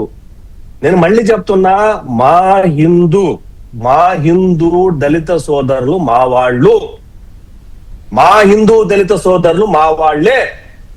వాళ్ళెవరినైనా విమర్శిస్తే, వాళ్ళెవరినైనా వాళ్ళ మీద ఏ రకమైనటువంటి అట్రాసిటీ జరిగినా మేము కూడా వాళ్లతోనే ఉంటాం. ఇది ఈ రోజు చాలా మందిలో ఉన్నటువంటి భావన. మీ హిందూ దళిత్ అనే పేరు వాడి దాని వెనకాల ఇంకొక ట్యాగ్ తగిలించి మాట్లాడితే మాత్రం కుదరదు. అది నేను చెప్పలా, అంబేద్కర్ గారు చెప్పారు. ఆయన మతం మారాలనుకున్నప్పుడు చెప్పిన మాట, నేను బుక్ కాంటే పంపిస్తాను, బాలకోట గారికి మీకు పంపిస్తాను, నేను నోట్ చేసి పంపిస్తామని ఆ పాయింట్. ముస్లింలో గాని క్రిస్టియన్లో గాని మత స్వీకరణ జరిగితే ఈ దేశం మీద వాళ్ళకి ఇంట్రెస్ట్ పోతది. ఆ రోజున్న లెక్కల ప్రకారము 5 కోట్ల నుంచి 6 కోట్ల దళితులు ఉంటే ఆయన అసలు ఇప్పుడు జరుగుతున్న రాజకీయంలో గాని లేక ఇప్పుడు జరుగుతున్న ఈ దాడులు లేకపోతే ఈ సోషల్ మీడియా అటాక్స్, సోషల్ మీడియాలో జరుగుతున్న నిందారోపణలు, దూషణల పర్వం, లేకపోతే ఇప్పుడు పెడుతున్న కేసులు, జరుగుతున్న అరెస్టులు, ఈ మొత్తం ఎపిసోడ్లు, ఈ ఎపిసోడ్ కాదు, ఈ జోసెఫ్ అనే ఒక యువకుడు మాత్రమే కాదు, టోటల్ ఎపిసోడ్లో అసలు ప్రశ్న ఎక్కడుంది? వెంకటకృష్ణ గారు, అంత తిట్టుడు, కొట్టుడు, బూతులు, అమ్మలు, అక్కలు, చెల్లెళ్ళు, భార్యలు, కూతుళ్ళు, ఇది తప్ప ప్రశ్న ఎక్కడుంది? లేకపోతే హిందువులు దేవుళ్ళు, రాముడు, లక్ష్మణుడు, లేకపోతే సీత, శివుడు, దేవుళ్ళని తిట్టడం, ఇవి తప్ప ప్రశ్న ఎక్కడుంది? ఒకటి వెంకటకృష్ణ గారు, ఒక్క ముఖ్యమైన విషయం చెప్తున్నాను నేను. అంబేద్కర్ చెప్పింది ఏంటంటే, మీరు క్రిస్టియానిటీ స్వీకరిస్తే ఈ దేశంలో ఉన్న దళితులు మీకు జాతీయ భావం పోతుంది, తీసుకోండి అని చెప్పారు. ఒకటి. రెండవది, ముస్లింస్ గురించి కూడా మాట్లాడారు. ఆయన క్లియర్ గా మాట్లాడారు. 1921 జరిగినటువంటి దాడులు, కేరళలో దాడుల తర్వాత అప్పటికి ఆర్ఎస్ఎస్ లేదు ఈ దేశంలో. అప్పటికి ఆర్ఎస్ఎస్ పుట్టల. 1921లో 4,000 మంది కూర్చుకోతకొచ్చారు హిందువులు కేరళలో. ఆ సంఘటన ఉదహరిస్తూ ఆయన చెప్పింది ఏంటంటే, ఇస్లాంలోకి వెళ్తే కూడా ఈ దేశం యొక్క భావజాలాన్ని, మూలాలను మర్చిపోతారు. కాబట్టి మీరు తీసుకుంటే సిక్కు మతాన్ని తీసుకోండి, బౌద్ధ మతాన్ని స్వీకరించండి, జైన మతాన్ని స్వీకరించండి అన్నాడు. కానీ ఇక్కడ కుట్ర ఇక్కడే ఉంది. ఈ డీప్ స్టేట్ కుట్ర ఇక్కడే ఉంది. ఏంటంటే వీళ్ళందరినీ ఒక వర్గాన్ని ఒక్కొక్క మతంలోకి మార్చేసి దేశంలో అలర్జీని సృష్టించడానికి ఇలాంటి వెధవలందరినీ డీప్ స్టేట్ తయారు చేసి సమాజం మీద వదిలి, హిందుత్వం మీద, రాజకీయ నాయకుల మీద, మీలాంటి వాళ్ళ మీద, మాలాంటి వాళ్ళ మీద, మీడియా మీద రెచ్చగొట్టి వాళ్ళ వైపు నుంచి ఒక అన్రెస్ట్ క్రియేట్ అయితే ఆ అన్రెస్ట్ మైనార్టీల మీద పడిందని చెప్పి, మేబీ అది క్రిస్టియన్ల మీద కావచ్చు లేదా ముస్లింల మీద కాదు, అది రిఫ్లెక్ట్ అయితే చూసారా ఏమైపోయిందో, అమ్మో ఆంధ్రప్రదేశ్ లో ఎలా ఆర్డర్ లేదు, అమ్మో ఇంకో చోట అలా ఆర్డర్ లేదు అని చెప్పి రకరకాలుగా క్రియేట్ చేసి ఒక రాజకీయ చలిమంటల్లో రాజకీయాలు కాచుకోవాలనే ఒక ఇది కనపడుతోంది. ఒక్క నిమిషం సాగర్. శ్రీరామ్ గారు నమస్తే అండి. ఒకవైపు హిందూ సమాజాన్ని టార్గెట్ చేస్తూ ఒకవైపు హిందూ దేవుళ్ళ మీద దాడులు చేస్తూ, హిందువుల మీద దాడులు చేస్తూ, మాటల దాడో చేతల దాడో వాటెవర్ ఏదో రూపంలో దాడి చేస్తూ హే రామ్ సేవ్ ఆంధ్రప్రదేశ్ అని జగన్మోహన్ రెడ్డి అనడాన్ని మీరు ఎలా అర్థం చేసుకుంటున్నారు?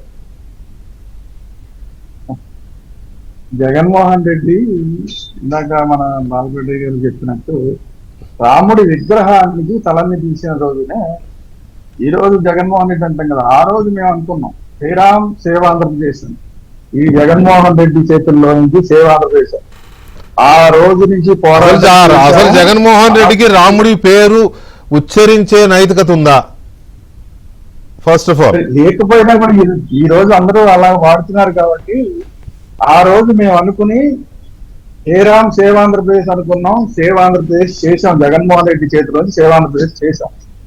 ఇప్పుడు మళ్ళీ కొత్తగా సేవ ఆంధ్రప్రదేశ్ అని మాట్లాడితే ఈ రోజు మేమేమంటున్నామంటే జగన్ జై మావిగన్ కాదు, జై శ్రీరామ్ జై ఆంధ్రప్రదేశ్. ఈ రోజు హే రామ్ కాదు, జై శ్రీరామ్ జై ఆంధ్రప్రదేశ్. ఇది మా నినాదం అని చెప్తున్నాం. తర్వాత మీరు ఏమనుకోవద్దు వెంకటకృష్ణ గారు, మీరు సత్యమూర్తి గారు ఒక వ్యక్తికి గౌరవం ఇచ్చారు. నేనైతే ఖచ్చితంగా గౌరవం లేను. ఆ ప్రకాష్ రాజు అనే ఆయనకి నేను గౌరవం ఇవ్వలేను. ఎందుకంటే ఆయన నా దృష్టిలో ఒక ఒక అర్బన్ నక్సల్, ఒక యాంటీ నేషనలిస్ట్. ఇందాక మన సాగర్ గారు చాలా క్లియర్గా చెప్పారు. ఉమర్ ఖలీద్ కి సపోర్ట్ చేసి వాడే ఫ్యూచర్ ఈ దేశానికి అని చెప్పిన మనిషి. మన ఢిల్లీలో ఒక బ్లాస్ట్ జరిగింది. ఆ బ్లాస్ట్ చేసిన వాడు డాక్టర్.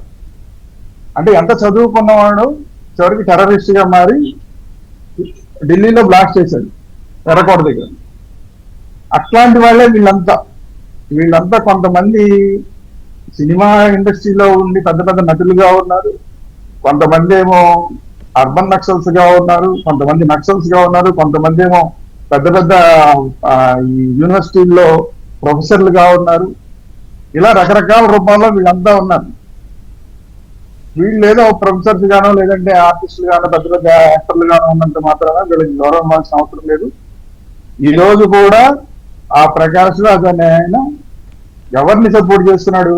రామాయణాన్ని విమర్శించిన ఈ రావణుని రాముని తిట్టాడు, రామాయణాన్ని తిట్టాడు, హిందువుని తిట్టాడు, ఇట్లా అందరినీ తిడుతున్నాడు. కాబట్టే ఇప్పుడు ఈ రావణుని అతన్ని పక్కనేమో జోసెఫ్ అంటాడు, మరి రావణుని ఎందుకు పేరు పెట్టుకున్నాడు?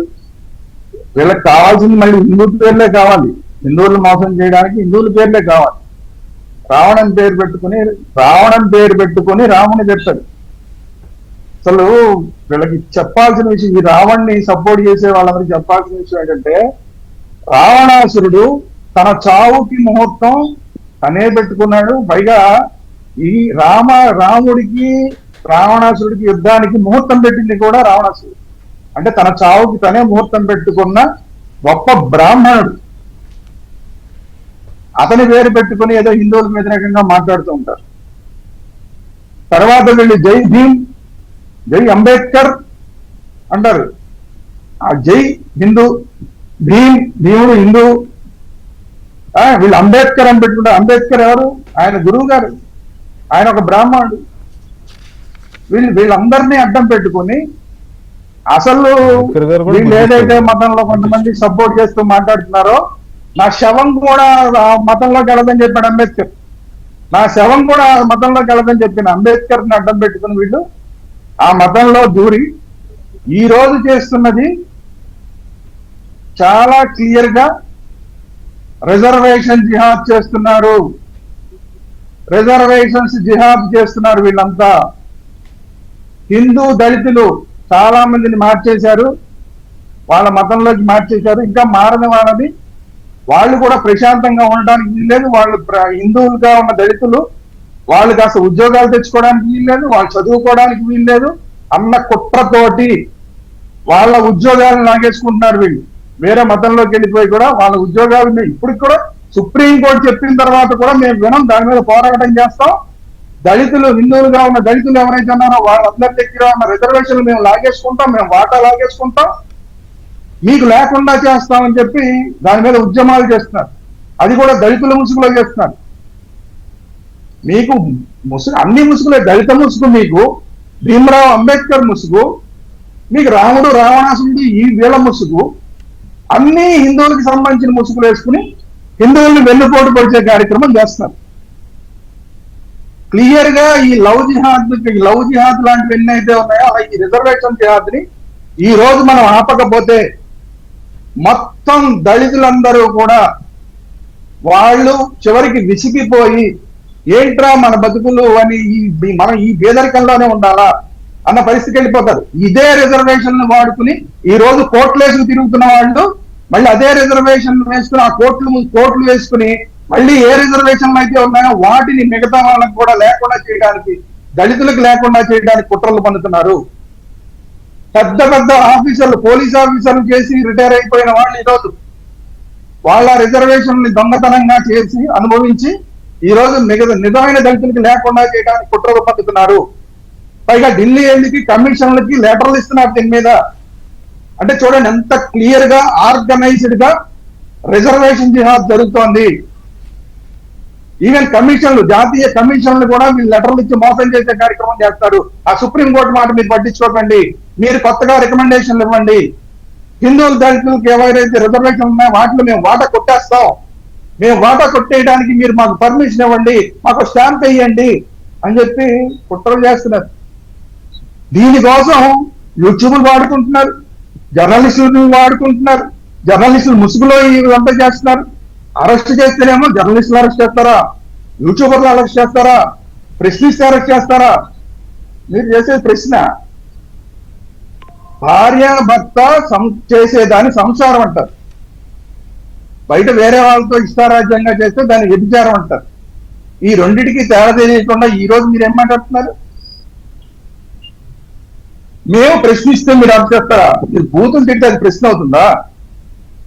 బూతులు తిడితే అరెస్ట్ చేస్తే ఆంధ్ర పోలీసులు తప్పు చేసిన వాళ్ళ తెలంగాణలో కూర్చుని ఆంధ్ర పోలీసులు బండ బూతులు తిడతారా? మా తెలంగాణ జర్నలిస్ట్ ని ఎత్తుకెళ్ళిపోయారు, కిడ్నాప్ చేసేశారు అని మాట్లాడతారా? మీరు ఎర్రి అని పెట్టి నీ ఇష్టం వచ్చేటి జర్నలిస్ట్ ముసుగులో మాట్లాడేస్తే, వీడియోలు పెట్టేస్తే పిచ్చిదనుకుంటున్నారా రాజ్యాంగం? ఇక్కడ ముఖ్యమంత్రి పిచ్చోడు అనుకుంటున్నారా, లేకపోతే ఉప ముఖ్యమంత్రి పిచ్చోడు అనుకుంటున్నారా, ఇక్కడ ఉన్న ప్రభుత్వ వ్యవస్థలు పిచ్చో అనుకుంటున్నారా? దాని మీద రౌండ్ టేబుల్ సమావేశాలు పెట్టి మేధావుల ముసుగులో మీరు ఆంధ్రప్రదేశ్ మీద విషయం చెప్తారా? ఇదంతా ఏంటిది? ఆర్గనైజ్. ఇందాక మన మిత్రుడు చెప్పేది కరెక్ట్. ఈ రోజు నేను చెప్తున్నా, ఈ రోజు మన మిత్రుడు చెప్తున్నా, నేను చెప్తున్నా, డీప్ స్టేట్ దీన్ని చాలా జాగ్రత్తగా ఈ రోజు ఎవరైనా సరే ఆంధ్రప్రదేశ్ రాజకీయాలని మీరు అర్థం చేసుకోవాలనుకుంటే డీప్ స్టేట్ గురించి కొట్టండి, గూగుల్లో కొట్టండి, డీప్ స్టేట్ గురించి తెలుసుకోండి, ఇంటర్నేషనల్ మిషనరీ మాఫియా కుట్రల గురించి తెలుసుకోండి. మన జిహాదుల గురించి మాత్రమే తెలుసుకుంటాం. ఈ దేశంలో చాలా చోట్ల జిహాదులు నడుస్తున్నాయి. అంతకు మించిన భయంకరమైన దాడిది. వెంకట కృష్ణ గారు, ఈ రోజు ఒక మతాన్ని మీరు సపోర్ట్ చేసే వాళ్ళందరికీ నేను చెప్తున్నా, మీరు క్రూసేడ్ అని చెప్పి కొట్టండి గూగుల్లో. క్రూసేడ్ అని కొడితే ఎన్ని ఘోరాలు జరిగినాయో తెలుస్తుంది. ఆ ఘోరాలు ఇప్పుడు ఫస్ట్ స్టెప్ లోనే ఉన్నాయి ఆంధ్రప్రదేశ్ లో. ఈ ఫస్ట్ స్టెప్ లో మనం దీన్ని అరికట్టకపోతే దళితులు అనే వాళ్ళు మిగలకుండా చేసేస్తారు, దళితులు అనే వాళ్ళకి రిజర్వేషన్ లేకుండా చేసేస్తారు. ఆ తర్వాత డైరెక్ట్ క్రూసేడ్ చేస్తారు. మనం చూసాం, డైరెక్ట్ గా చంపేస్తామని చెప్పి నేను ఒక నేను పాస్టర్ ముసి తీస్తే నేను ఇంతకుముందు ఏంటో తెలుసా అని చెప్పి జాన్ పిండి లింగం మాట్లాడాడు. అందరినీ నరికేస్తా ఉన్నాడు, హిందువుల్ని ఫ్రీగా తిరుగుతున్నాడు. ఇది క్రూసైడ్, ఇది క్రూసైడ్ చేస్తానని చెప్తున్నాడు అతను. జాన్ పిండి లింగం క్రూసైడ్ చేస్తానని చెప్తున్నాడు. అయినా ఏం చేయలేకపోతున్నా. ఈరోజు రాజ్యాంగ పదవిలో ఉన్న రఘురామకృష్ణరాజు గారిని కోర్టు చేస్తా ఉంటారు, ఓళ్ళకి పంచి పెడతామని చెప్తారు. ఇది క్రూసైడ్. ఇదే గతంలో జరిగిన క్రూసైడ్. ఆఫ్రికాలో జరిగిన క్రూసైడ్ తెలుసుకోండి. అందరినీ బానిసలుగా చేసేసారు. ముందు వాళ్ళ వ్యవస్థలు చిన్నాభిన్నం చేసి బానిసలను చేసేసి మొత్తం అందరినీ ఇలాగే కోసికారం పెట్టారు, బానిసలుగా చేశారు, చంపేశారు. ఇది క్రూసైడ్. ఈ క్రూసేడ్ ఫస్ట్ స్టేజ్ లో మనం వాళ్ళ ఉన్నాం. దేశాలకు First వాళ్ళ stage లో దేశాలకు ఈ రోజు తీసుకెళ్లి వాళ్ళ దేశాలకు తీసుకెళ్లి కూలి పనులు బానిస పనులు చేయించుకున్నారు. ఈ రోజు మనం చూస్తున్నాం రిజర్వేషన్ జిహాద్ క్రూసేడ్ ఫస్ట్ స్టేజ్ లో రిజర్వేషన్ జిహాద్ చూస్తున్నాం. వెంకటకృష్ణ గారు జాగ్రత్త పడకపోతే కనుక చాలా పెద్ద ప్రమాదం జరుగుతుంది. జాగ్రత్త పడమనే కదా మనం డిబేట్లు పెడుతున్నది, జాగ్రత్త పడమనే చెప్తున్నాం. ప్రభుత్వాలు అందుకు తగిన విధంగా స్పందించాలి, బుద్ధిజీవులు గ్రహించాలి. బుద్ధిజీవులు గ్రహించి ఎక్కడ నేరం ఉంది, ఎక్కడ తప్పు ఉంది, ఎవరిని ఎంతవరకు నమ్మాలి, ఎవరిని ఎంతవరకు రైజ్ అవనివ్వాలి అనేది చూడాలి. కానీ ఆహాహా భలే మాట్లాడాడు, ఆహాహా భలే మాట్లాడే సపట్లు కొట్టుకుంటా ఆ వెలుగులో మందలో కలిసిపోయి వెళ్తామంటే చివరికి ఇలాంటి ప్రమాదాలు ఉంటాయి. అయితే ఇక్కడ హిందువుల పైన జరుగుతున్న దాడుల వెనుక ఉన్నది ఎవరు? ప్రస్తుతం ఆంధ్రప్రదేశ్ని తీసుకుంటే మనం ఇదంతా ఈ ప్రశ్నలు లేకపోతే మమ్మల్ని మా గొంతు నొక్కేస్తున్నారు అని వైసీపీ మాట్లాడినా, లేకపోతే కొంతమంది వ్యక్తులు మాట్లాడినా, ఈ కేసులు ఇవన్నీ ఇదంతా ముందుకున్నదే. దళితుల భుజం మీద తుపాకీ పెట్టి, క్రిస్టియన్ల భుజం మీద తుపాకీ పెట్టి హిందువులను కాలుస్తున్నారు. ఇటు హిందువులను రెచ్చగొట్టి వాళ్ళనేమో కేసులు లేకపోతే ఇంకొక రకమైన దీంట్లో రెచ్చగొట్టే ఒక భయంకరమైన కుట్ర నడుస్తోంది. ఆ కుట్ర వెనుక ఉన్నది ఎవరు, ఏ లాభాపేక్షతో, ఏ స్వార్థంతో ఇది చేస్తున్నారు? సత్యమూర్తి గారు, ఈ హిందూ సమాజాన్ని అంటే డైరెక్ట్గా చేసినట్టు కనపడదు చూసే వాళ్ళకి, కానీ ఆ తిడుతూ రెచ్చగొట్టడము, లేకపోతే హిందూ పీపుల్ని రెచ్చగొట్టడము, దేవుళ్ళని తిట్టడము, దానికి బేస్ ఏంటంటే జగన్మోహన్ రెడ్డి హయాంలో 100 టెంపుల్స్ మీద దాడులు జరిగినా ఒక్కడిని కూడా పట్టుకోకపోవడం. అంతే. అది ఏ రకమైన దాడులు? భయంకరంగా విగ్రహాల తలాలను వేయడం, అశుద్ధంతో విగ్రహాలని బీభత్సం చేయడం, ఇవన్నీ ఇప్పుడేమో ఈ రకమైన వ్యవహారం. సో దీనంతటి వెనుక కుట్ర ఉంది, లేదా కుట్ర వెనకాల ఫలానా వాళ్ళు ఉన్నారు అని మనం ఊహించలేమా? ఊహించడం పొరపాటేలా అవుతుంది. ఇప్పుడు ఏదైతే ఈ బచ్చలకూర జోసెఫ్ విషయం వచ్చిందో దీంతో చాలా వరకు క్లారిటీ వచ్చిందండి, చాలా క్లారిటీ వచ్చింది. ఎందుకు అంటే ఈ బచ్చలకూర జోసెఫ్ అనే అతను ఒక యూట్యూబరు, ఇతనికి సినిమా యాక్టర్ ప్రకాష్ రాజ్కి సంబంధం ఏంటి? సంబంధం ఉన్నదని ఇప్పుడు ఎస్టాబ్లిష్ అయింది. వీళ్ళిద్దరిని కాపాడుకోవటానికి జగన్మోహన్ రెడ్డి ట్వీట్ చేయటం ఏంటి? సో అంటే దేర్ ఇస్ ఎ నెట్వర్క్, ఒక నెట్వర్క్ రన్ అవుతున్నది. వీళ్ళందరూ కూడా అంటే దురదృష్టం, అత్యంత దౌర్భాగ్యమైన పరిస్థితి ఏంటంటే మీలాంటి నాలాంటి జర్నలిస్టులతో కూడా కులాలు మతాల గురించి మాట్లాడే దౌర్భాగ్యపు స్థితికి ఈ జగన్మోహన్ రెడ్డి మనల్ని తీసుకొచ్చాడు. అందుకని తప్పదు, ఎవరు ఏమనుకోమాకండి. ఎందుకంటే ఇక్కడ ఈ బచ్చలకూర జోసెఫ్ తండ్రి డానియల్, ఈయన వచ్చి అంటే డైరెక్ట్గా హిందూ మతాన్ని తిడుతూ ఉంటాడు, భారతదేశాన్ని తిడుతూ ఉంటాడు, నేను నాస్తికుడిని అంటాడు, నాకు అసలు దేశభక్తి అనేది ట్రాష్ అంటాడు. సేమ్ ఇవే మాటలు ప్రకాష్ రాజ్ చెప్తూ ఉంటాడు. జస్ట్ ఆస్కింగ్ అన్న ఆ ట్యాగ్ పెట్టుకొని విద్వేషాన్ని రెచ్చగొట్టడానికి ప్రకాష్ రాజ్ రకరకాలుగా ప్రయత్నం చేస్తూ ఉంటాడు. సేమ్ ఇందా మీరు చెప్పిన జగన్మోహన్ రెడ్డి, ప్రకాష్ రాజ్ కూడా ఇంతే, ఇదే కేటగిరీ. మా అమ్మ క్రిస్టియన్ అంటాడు, నువ్వెవరివి? అది చెప్పడు, అది సైలెన్స్ పెడతాడు. మా అమ్మ క్రిస్టియన్ అంటాడు, మీ అమ్మ క్రిస్టియన్ అయితే నువ్వెవరివి? Who are you? పేరు కూడా అసలు పేరు అది కాదంటారు, ఫిలిం నేమ్, అది తెలియదు. ఆయన పేరు ఏదో సమ్ విక్టర్ లాంటిది ఏదో ఉంది చెప్తారు. అంటే వీళ్ళందరూ కూడా మారు వేషాల్లో తిరుగుతున్నారు, ముసుగులు వేసుకొని. ఒక ఆయన రాజకీయ ముసుగేసుకుంటాడు, ఇంకొక ఆయన సినిమా యాక్టర్ ముసుగేసుకుంటాడు, ఇంకొక ఆయన నేను యూట్యూబర్ అంటాడు, యూట్యూబర్ జర్నలిస్ట్ అంటాడు. ఎట్లా అవుతుంది? యూట్యూబర్ వేరు, జర్నలిస్ట్ వేరు. యూట్యూబర్ నేను యూట్యూబ్ పెట్టుకుంటే జర్నలిస్ట్ అవుతాను, కానీ ఏమి జర్నలిజం చేయకుండా ఒట్టి యూట్యూబ్ పెట్టుకున్న ప్రతి ఒక్కరు జర్నలిస్ట్ కాలేడు. మీరు జగస్రావాన్ని చూడండి, ఆయన చెప్తుంటాడు, ఈయన పెద్ద యూట్యూబర్, పెద్ద జర్నలిస్టులను ఇట్లా అరెస్ట్ చేయొచ్చా అని చెప్తూ ఉంటాడు అతను. అంటే వీళ్ళందరికీ కూడా కనెక్షన్ ఉన్నది, వీళ్ళందరూ కూడా కావాలని ప్లాంట్ చేస్తూ ఉన్నారు. సిస్టమేటిక్గా సమాజాన్ని డిగ్రేడ్ చేయటానికి, సమాజాన్ని మొత్తం తునకలు చేయటానికి వీళ్ళు ప్రయత్నాలు చేస్తూ ఉన్నారు. అదృష్టం ఏంటంటే వీళ్ళ ట్రూ కలర్స్ ఒక్కొక్కటి బయటపడుతూ ఉన్నాయి. ఇతను ఈ బచ్చలకూర జోసెఫ్ అనే అతను అరెస్ట్కి మధ్యలో వచ్చి మాట్లాడుతున్నది ఏంటో చూడండి. అరెస్ట్కి మధ్యలో వచ్చి రోడ్డు మీద కూర్చొని అతను మాట్లాడుతున్నది ఏంటి? లేదు కార్లలో తీసుకెళ్లేటప్పుడు మధ్యలో మాట్లాడుతున్నది ఏంటి?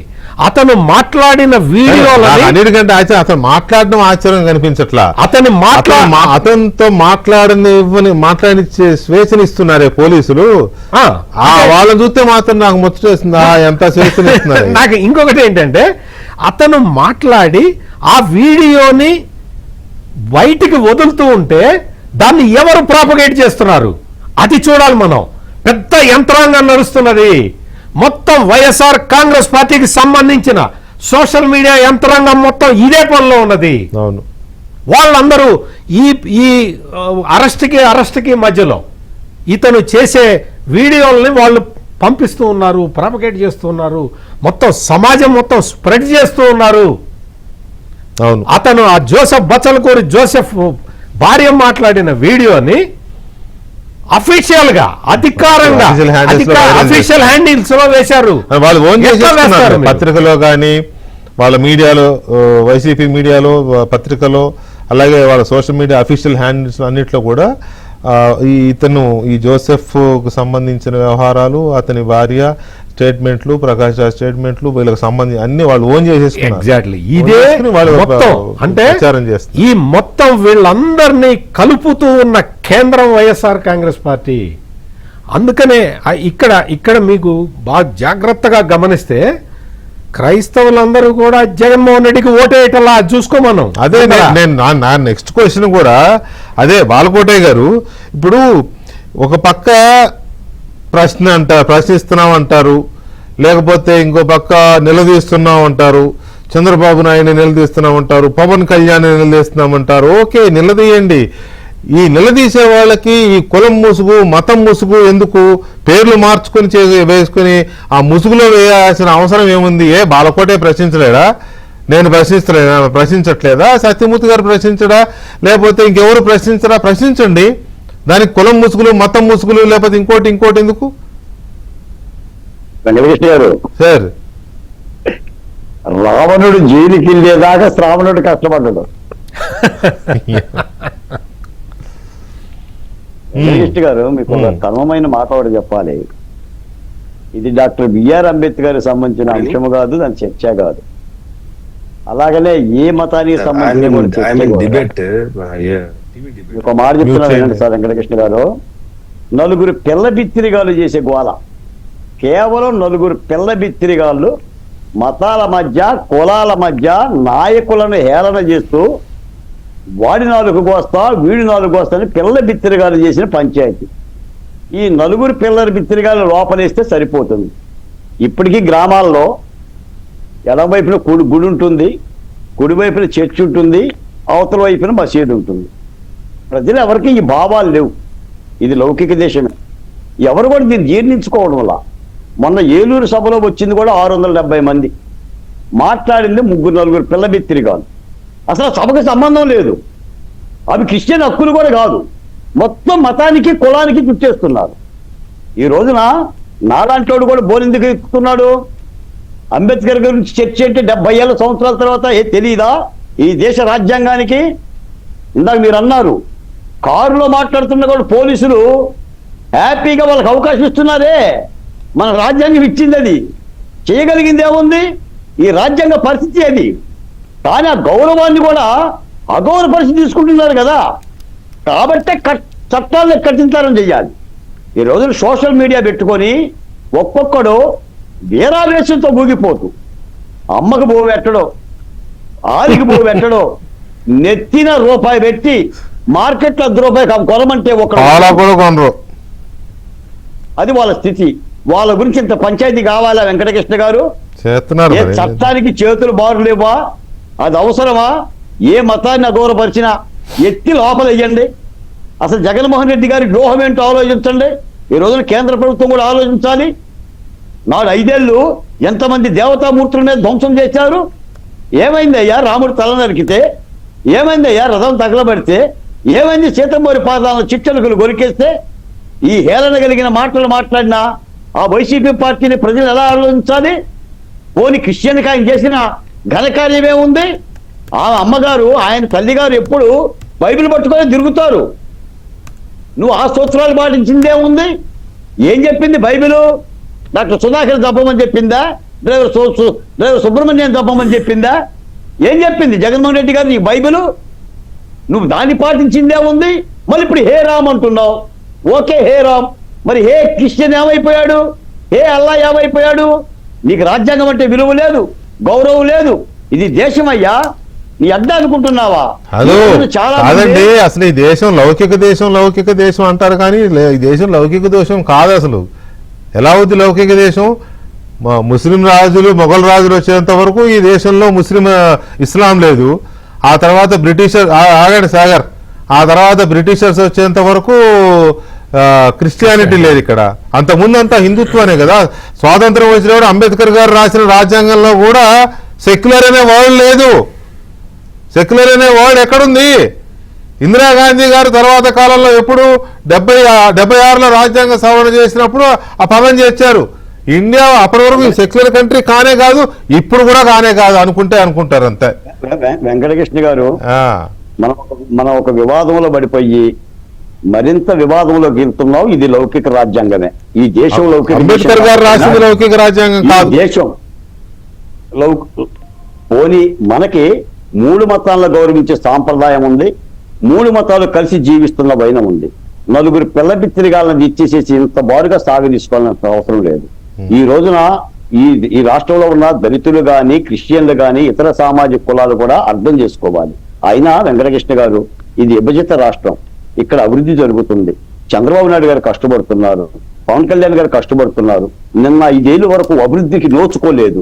ఈ రోజున చంద్రబాబు నాయుడు గారు కూడా ఇటువంటి ఈ వివాదాల జోలికి ఆయన చూసే పరిస్థితి కూడా లేదు. ఈ రోజు కూడా కేబినెట్ మీటింగ్ పెట్టుకొని అన్ని శాఖల సమీక్ష చేస్తున్నాడు. లోకేష్ ఏమో ఇతర దేశాలకు పోయి పారిశ్రామికవేత్తల గురించి మాట్లాడుతున్నాడు. అదే కదా, అవన్నీ జనంలోకి రాకూడదని, అవన్నీ ప్రజల్లో చర్చ జరగకూడదని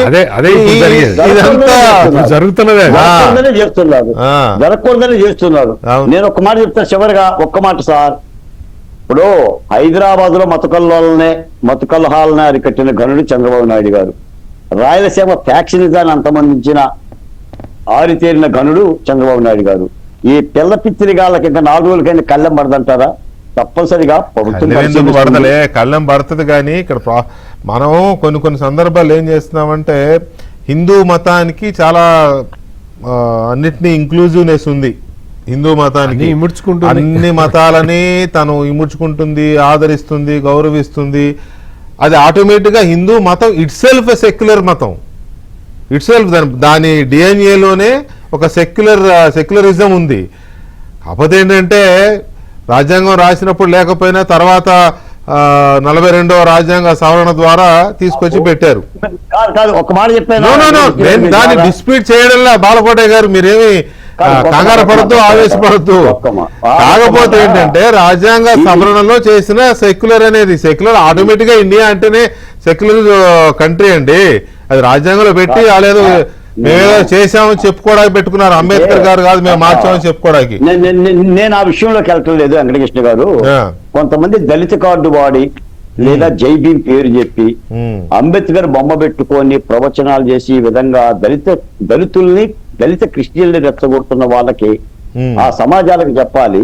ఎందుకంటే గోరేటి వెంకన్న వాగ్గేయకారుడు మీకు పాట రాస్తాడు, సమరసింహారెడ్డి గారు చల్లంగా ఉండాలి, మీరు హాయిగా ఉండాలి.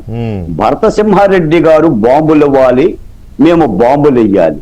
మీ చేతిలోని కత్తులం, మీ కాలి కింద చెప్పులం, మీరు ఉస్కో అంటే ఉరికి వేట కుక్కలం. అంటే కొంతమంది నాయకులు ఈ దళిత సమాజాన్ని ఆ విధంగా మార్చే ప్రయత్నం చేస్తున్నారు. దీన్ని దళితులు అర్థం చేసుకోవాలి. అదే చట్టాలు మారింది. ఇప్పుడు దళితుల్ని అడ్డం పెట్టుకుని దళితులు లేదా క్రిస్టియన్లు భుజం మీద తుపాకీ పెట్టి హిందువుల్ని కాల్చే ఈ ప్రయత్నం చాలా క్లియర్గా జరుగుతుంది. అది మనకు అర్థమవుతుంది. అది వాళ్ళకి అర్థమవుతుందా లేదా అర్థం చేయాల్సిన బాధ్యత కూడా మీలాంటి వాళ్ళ మీద, మాలాంటి వాళ్ళ మీద ఉంది. లేకపోతే తెలిసి తెలియని ఒక వయసు వల్ల, లేకపోతే తెలిసి తెలియని నాలెడ్జ్ వల్ల ట్రాప్లో పడే ప్రమాదం ఉంది. కాబట్టి మనం చేస్తున్న చర్చ ఏంటి? సాగర్ గారు ఏంటి చెప్తున్నారు? వెంకటకృష్ణ గారు, నేను ఒక 2 minutes మీకు డీటెయిల్డ్ గా చెప్తా. ప్లీజ్ టైం తక్కువ ఉంది, కంక్లూడ్ చేయండి. చెప్తా. ఈ మధ్యలో నార్త్ ఈస్ట్ స్టేట్ లో నార్త్ ఈస్ట్ స్టేట్ లో వ్యాండెక్ అని ఒక సిఐ ఏజెంట్ దొరికినాడు. ఇది ఏ పేపర్లో రాను లేదు, ఏ మీడియాలోనూ డిస్ప్లే అవ్వదు, అది వేరే విషయం. అతను అంతకుముందు సిరియాలో సిఐ ఏజెంట్ గా పనిచేశాడు, అంతకుముందు ఇరాక్ లో పనిచేశాడు, అంతకుముందు అమెరికన్ ఆర్మీలో పనిచేశాడు. అతను దొరికిన తర్వాత ఇప్పుడు అతను ఢిల్లీ కోర్టులో తిహార్ జైల్లో ఉన్నాడు. ఇప్పుడు ట్రయల్ తీసుకుపోతున్నారు. అతను 2 నెలల క్రితం జరిగింది. అతను దొరికిన తర్వాతనే అమెరికన్ ఫారిన్ అఫైర్స్ మినిస్టరు ఎవరైనా సరే దేశానికి విజిట్ చేసేటప్పుడు ఢిల్లీకి వస్తారు. కానీ ఢిల్లీకి రాలా, కోల్కతాకి వెళ్ళారు. మదర్ తెరీసా దీనికి వెళ్ళారు. ఎవ్వడు ఇంతవరకు అమెరికన్ గవర్నమెంట్ లో నుంచి ఎవ్వరు ఇంతవరకు మొట్టమొదటిగా ప్రధానమంత్రి రాష్ట్రపతిని కలిసిన తర్వాత ఇంత ప్రోగ్రామ్ చేస్తారు. కానీ ఆ ప్రోగ్రామ్ అట్లా జరిగింది. ఇదంతా 1 month ముందే జరిగింది. ఏంటంటే డీప్ స్టేట్ అనేది బంగ్లాదేశ్ లో జరిగినటువంటి షేక్ హసీనా పడిపోయినా, లేకపోతే పాకిస్తాన్ లో వాడిని మాటినందుకు ఇమ్రాన్ ఖాన్ జైల్లో పెట్టి రేపో మనాడు చంపేస్తారు వాడిని, వాడి చచ్చినా, శ్రీలంకలో దశనాయకే ప్రభుత్వం కూలిపోయినా, లేకపోతే మొన్న జరిగినటువంటి ఎక్కడ లద్దాఖ్ లో జరిగినటువంటి హింసలోనైనా సరే సిఏఏ డీప్ స్టేట్ పని ఏంటంటే ఈ దేశంలో అస్థిరత సృష్టించాలా. That is their aim. వాళ్ళ ఎయిమ్ లో భాగంగా నార్త్ ఇండియాలో అది అబాలిష్ చేసింది బీజేపీ గవర్నమెంట్. ఎలాగైనా సరే ఏదో ఒక స్టేట్ లో మత కల్లోలాలు లేకపోతే ఇంకోటి సృష్టించి అలజడినంత దేశం మొత్తం ప్రాకెట్టట్టు చేసి ఈ దేశాన్ని విచ్ఛిన్నం చేసేటటువంటి కుట్రలో భాగంగానే వీళ్ళందరూ ఆటబొమ్మలు. వీళ్ళంతా కూడా పాలకోట గారు అంటున్నారు ఏదో వాళ్ళని ఏదో చాలా తక్కువ చేస్తున్నారు. No, it's a very serious issue. CIA అనేది ఇప్పుడు సౌత్ ఇండియా హబ్ వచ్చి చెన్నై. మొన్నటి వరకు డిఎంకే గవర్నమెంట్ లో 2-3 ఉంటే, విజయ్ గవర్నమెంట్ లో ఇప్పుడు 10 మంది ఉన్నారు సిఐ ఏజెంట్లు చెన్నైలో. సౌత్ ఇండియా ఆపరేషన్స్ మొత్తం చేసేది ఫ్రమ్ చెన్నై నుంచే. వాళ్ళ పని ఏంటంటే ఇలాంటి వాళ్ళందరినీ తీసుకొని సమాజంలో అశాంతిని సృష్టించడం. వ్యక్తిగతంగా వీళ్ళు పుట్టినప్పుడు అలాంటి వాళ్ళు ఏం కాదు, ఈ మధ్య తయారైనారు. ఎందుకంటే ఒక పర్వర్టెడ్ డీప్ స్టేట్ లో భాగంగానే జరుగుతోంది ఇది. ఆంధ్రప్రదేశ్ లో కుట్రలు, కుతంత్రాలు, మతాలు, కులాల మధ్య చిచ్చు పెట్టి ఒక స్టేట్ లో ఒక అలజడి సృష్టిస్తే దాన్ని చూపించి దేశంలో అలజడి సృష్టించి అమెరికా లేదు సిఐఏ కోరుకున్న రాజ్యాన్ని ఇక్కడ స్థాపించడానికి చేసేటువంటి ప్రయత్నమే. గత 2024 ఎలక్షన్స్ లో కాంగ్రెస్ తరఫున దాదాపు 84,000 కోట్ల రూపాయలు డీప్ స్టేట్ ఖర్చు పెట్టింది దేశంలో. 84,000 కోట్లు. ఇదే ప్రకాష్ రాజు వీళ్ళంతా పావులు. వీళ్ళంతా రీసెంట్ గా వారం క్రితం జమ్మూ కాశ్మీర్ లో కొంతమంది దేశంలో ఉన్న మేధావులు కొంతమంది పాకిస్తాన్ నీళ్ళు ఇవ్వాల్సిందని చెప్పేసి సంతకాలు పెడతాంటారు.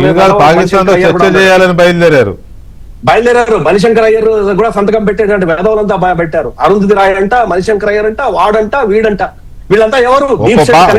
ఒక పక్కేమో పిఓకేలో మాకు పాకిస్తాన్ వద్దు అని పాకిస్తాన్ మీదే తిరుగుబాటు చేస్తుంటే ప్రజలు, వీళ్ళు పాకిస్తాన్ తో చర్చ జరపాలని బయలుదేరారు. ఇంకోటి ఈ ఆంధ్రప్రదేశ్ లో వీళ్ళు ఇప్పుడు చూడండి, నార్త్ లో మొత్తం అంతా ఇదంతా ఆటలు చెల్లటం లేదు. ఇప్పుడు జరగాల్సి ఉండేది ఏంటంటే కర్ణాటక, తెలంగాణ, ఆంధ్ర, తమిళనాడు ఈ స్టేట్లలో ఏదో రకమైన దక్షిణ భారతదేశంలో అది బ్లాక్. ఇప్పుడు తమిళనాడులో ఒకటి ఉంటుందండి, ఏంటంటే బ్లాక్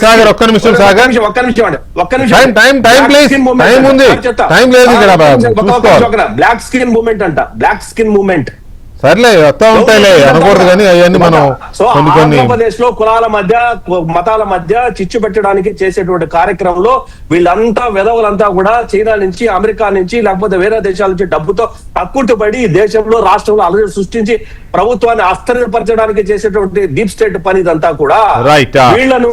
శ్రీరామ్ గారు ఇక్కడ వైసీపీ వాళ్ళు కానీ లేకపోతే వాళ్ళకు సంబంధించిన వ్యక్తులు కానీ లేకపోతే శ్రవణ్ గారు ఇలాంటి వాళ్ళు కానీ మాట్లాడుతున్నది ఏంటంటే ఇతన్ని అరెస్ట్ చేస్తే ఆ పోలీస్ స్టేషన్ దగ్గర మచిలీపట్నంలోను ఇంకెక్కడ 2 చోట్ల జనసేన కార్యకర్తలు వచ్చారు, గోడ దూకి అతను ఏదో చంపాలని ప్రయత్నం చేశారు, అతను ఏదో ఇది చేయాలని చూశారు, పోలీస్ స్టేషన్ మీద దాడి ఏంటి అని మాట్లాడుతున్నారు. అసలు అతను తీసుకొచ్చి అరెస్ట్ చేస్తే పిఠాపురంలో కానీ లేకపోతే ఇంకో చోట కానీ 3-4 చోట్ల వైసీపీ వాళ్ళు కదా స్టేషన్ల మీద దాడి చేసింది, అది వదిలేశారు. అది వదిలేసి ఇది చెప్తున్నారు. అది ఎవరు మాట్లాడాల, అది అసలు తెర మీద రానివ్వట్లేదు. ఇదే డీప్ స్టేట్ కుట్ర అంటే ఇలాగే ఉంటాయి. ఇప్పుడు ఎలా అయిపోయిందంటే ఇప్పుడు వాళ్ళ మన డిబేట్ ఎలా అయిపోయిందంటే సోదికి వెళ్తే పాతవన్నీ ఏవో బయటపడ్డాయి. బయటపడ్డట్టు. ఈరోజు ఆ, అలాగా ఈ రోజు అంబేద్కర్ అడ్డం పెట్టుకుని చేసే వాళ్ళు ఏంటి, డీప్ స్టేట్లు ఏంటి, క్రూసేడ్లు ఏంటి, ఇంకా మనం జాగ్రత్త పడకపోతే ఈ పాటికి వెస్ట్ బెంగాల్ మొన్న గనక గెలిచుంటే బంగ్లాదేశ్ వెస్ట్ బెంగాల్ కలిసి మళ్ళీ దేశం అయిపోయేది. ఏంటో తమాషాలు ఆడుతున్నారు. ఇప్పుడు మీరు చూడండి, అసలు వీళ్ళకి కావాల్సింది ఈ రోజు రావణ్ అనేవాడు అరెస్ట్ అవ్వడం కావాలి. రావణ్ అనేవాడు అరెస్ట్ అయ్యి ఈ రాష్ట్రంలో అరాచకం రావడం కావాలి. ఈ రాష్ట్రంలో పాస్టర్లను తీసుకెళ్లి అతని పేరు జోసెఫ్ అండి, రావణ్ కాదు. అతని పేరు జోసెఫ్. అదే ఆ జోసెఫ్ వెనకాల పాస్టర్లు నుంచోబెట్టాలి, పాస్టర్లు నుంచోబెట్టి గొడవ చేయాలి, పోలీస్ స్టేషన్ల మీద గొడవలు జరగాలి, ఇదంతా కావాలి. ప్రవీణ్ పగడాల అనే ఒక ఫాస్టర్ చనిపోతే మీరే చెప్పండి. ప్రవీణ్ పగడాల అనే ఒక పాస్టర్ అప్పుడు చనిపోతే, సరే అతను ఎలా చనిపోయాడు ఏంటి, ఆ చర్చిలో కాదు కానీ చనిపోతే అది హత్య అని చెప్పి దాదాపు 2 నెలలు రచ్చ జరిగింది. తర్వాత రీసెంట్ గా అతను ఎవరో దొంగ పాస్టరో మరి ఏం పాస్టర్ నాకు తెలియదు కానీ ఒక సినిమా ఫక్కీలో తన మీద తానే హత్యా ప్రయత్నం చేసుకునే ఆ పార్వతీపురం మన్యం ఏజెన్సీలో అప్పుడు కూడా ఒక వారం రోజులు నానారాజ్ ఇది జరిగిన తర్వాత అతను నిజం ఒప్పుకోబట్టి దొరికిపోయాడు. ఇప్పుడు మళ్ళీ ఇది. సో ఏదో రకంగా క్రిస్టియన్స్ ని అడ్డం పెట్టుకునే ఈ రచ్చ చేస్తున్నారు, రాజకీయాలు చేస్తున్నారు. క్రైస్తవులు నిజంగా అమాయకులైన పదం వాడకూడదేమో కానీ క్రిస్టియన్స్ ని అమాయకంగా దీంట్లో ఇరికిచ్చే ప్రయత్నం చేస్తున్నారేమో అనిపిస్తోంది. చెప్పండి.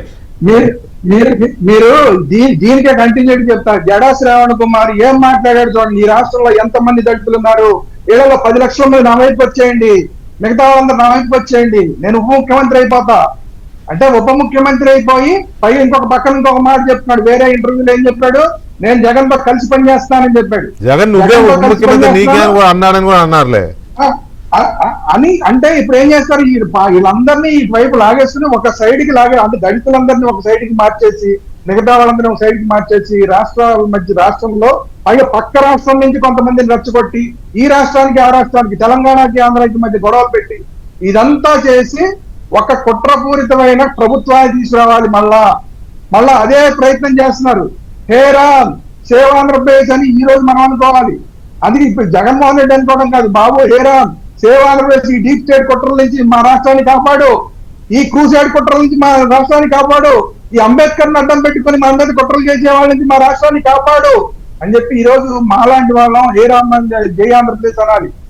అందుకనే చెప్తున్నా, ఈ రోజు జై శ్రీరామ్ జై ఆంధ్రప్రదేశ్ తప్ప హేరాము సేవాంధ్రప్రదేశ్ ఇవన్నీ కాదు. కుట్రపూరితంగా హిందువుల్లోకి దూరుతున్నారు, హిందూ ముసుగులు వేసుకుంటున్నారు. పేర్లు చూడండి, అసలు వాళ్ళలో ప్రతి ఒక్క పేరు హిందూ పేరు ఉంటుంది, ఒరిజినల్ పేరేమో వేరే పేరు ఉంటుంది, వేరే మతానికి పైకి పెట్టుకునే పేరేమో హిందూ పేరు ఉంటుంది.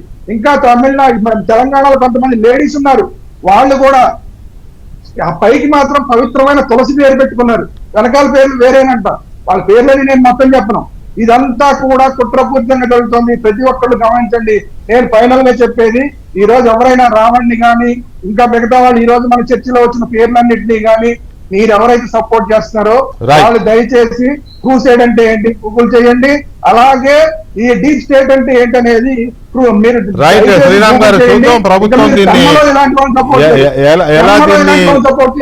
ఎలా దీన్ని ఇలా కాన్స్పిరసీని ఎలా డీకోడ్ చేస్తుంది, ఎలా ఈ కాన్స్పిరసీకి అడ్డుకట్టేస్తుంది అనే దాన్ని చూద్దాం, ప్రభుత్వం చర్యలు ఎలా ఉంటాయో. Thank you very much Sriram గారు, బాలకోటయ్య గారు, విద్యాసాగర్ గారు, సత్యమూర్తి గారు. థ్యాంక్ యూ వెరీ మచ్ అండి చర్చలో పాల్గొన్నందుకు. ఇది వాటి డిబేట్. మళ్ళీ రేపు కలుద్దాం. శుభరాత్రి.